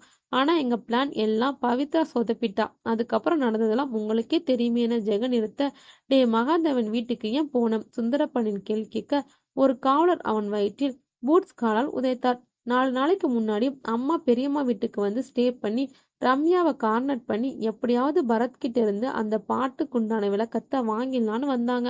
அம்மாவால இது முடியாதுன்னு நினைச்சேன். அவங்க சொல்றத கேட்காம அம்மாவுக்கு தெரியாம சென்னைக்கு நானும் வந்தேன். மகாதேவனோட வீட்டை கண்டுபிடிச்சு தேடி பார்த்தா ஏதாவது க்ளூ கிடைக்கும்னு போனேன். கடைசியில உங்ககிட்ட மாட்டிக்கிட்டேன் என ஜெகன் அடிவாங்கிய வழியோடு முக்கி முணங்கி கூறி முடித்தான். கண்ணாடி அறைக்குள் விசாரணையில் ஈடுபட்டிருந்த சுந்தரபாண்டியன் சரிதாவை சைகை செய்து வெளியே அழைத்தார். சரிதா சுந்தரபாண்டியன் கேட்டபடியே வெளியே வந்தார். கொல்கத்தா தப்பிச்சு போக இருந்த கௌரி மனோகரிய ஏர்போர்ட்ல மடக்கி பிடிச்சாச்சு. சரிதா பெருமையோடு கூறினாள். வெரி குட் என சுந்தரபாண்டியன் அவளை பாராட்டினான். அந்த லேடி தப்பிச்சு போக இருந்த டாக்டர் காந்திமதி மேம் தான் எனக்கு இன்ஃபார்ம் பண்ணாங்க. நான் கஸ்டம்ஸை அலர்ட் பண்ணி மடக்கி பிடிச்சிட்டேன் என சரிதா கூறினாள். ஜெகன் கூறிய தகவலின் அடிப்படையில் அவர்கள் நடத்தி வந்த சித்த வைத்தியசாலைக்கு சீல் வைக்கப்பட்டது. மேலும் பவித்ராவின் குடும்பத்தினரும் போலீசாரும் கண்டுபிடிக்கப்பட்டு காப்பாற்றப்பட்டனர். சுந்தரபாண்டியனும் சரிதாவும் ஜெகன் மற்றும் கௌரி மனோகரிடம் வாக்குமூலங்கள் பெற்று நீதிமன்றத்தில் சமர்ப்பித்து வழக்கை முடித்தனர். பரத்தும் ரம்யாவும் பழையபடி நிம்மதியாய் அவர்களின் வாழ்க்கையை தொடர்ந்தனர். சேந்தனும் சிலக்கமாவும் வழக்கிலிருந்து விடுவிக்கப்பட்டு திருமணம் செய்து கொண்டு மகிழ்வால் வாழத் தொடங்கின. பவித்ராக்கு நடந்த அசம்பாவிதம் அவளின் குடும்பத்தினருக்கு புரிய வைக்கப்பட்டு ஏற்றுக்கொள்ளப்பட்டார். இவ்வளவு குழப்பங்களும் காரணமான அந்த பாட்டுக்குரிய விளக்கம் சுமியின் பீரோவில் உறங்கிக் கொண்டிருந்தது.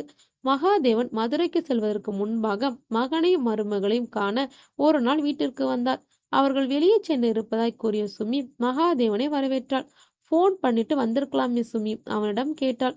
இல்லம்மா சும்மா இந்த பக்கம் வந்தேன், அப்படியே பார்த்துட்டு போகலான்னு தோணுச்சு என மகாதேவன் கூறினார். சரிம்மா இந்த பென்ட்ரைவ்ல நீ பத்திரமா வச்சுக்கோ, மதுரை போயிட்டு வந்து வாங்கிக்கிறேன் என்ற மகாதேவன் அவரிடம் அந்த பென்ட்ரைவை ஒப்படைத்துவிட்டு மதுரைக்கு கிளம்பினார். சுமி அதை தன்னுடைய பீரோவில் பத்திரப்படுத்தினாள். அவர் திரும்பி வராதால் அதை பற்றி சுமி மறந்து போனாள். இப்பொழுதும் அந்த பென்ட்ரைவும் அதற்குள் இருந்த பாட்டு பாடின் விளக்கமும் சுமி மற்றும் மகாதேவனைப் போல் ஆழ்ந்த உறக்கத்தில் உடையது. அப்படியே இருப்பது உலகத்திற்கு நன்மை. சில சுயநல பிசாசுகளை கருத்தில் கொண்டுதான் நம் முன்னோர்கள் சில அபூர்வமான உண்மைகளை மறைத்து வைத்தனர் போல. நன்றி. இந்த ஸ்டோரி பிடிச்சிருந்தா லைக் பண்ணுங்க. இதே மாதிரி டிஃப்ரெண்டான ஸ்டோரி பார்க்கணும்னா நம்ம வாய்ஸ் ஆஃப் கேலக்ஸியை சப்ஸ்கிரைப் பண்ணி ஃபாலோ பண்ணுங்க. நாளைக்கு பார்க்கலாம். பாய்.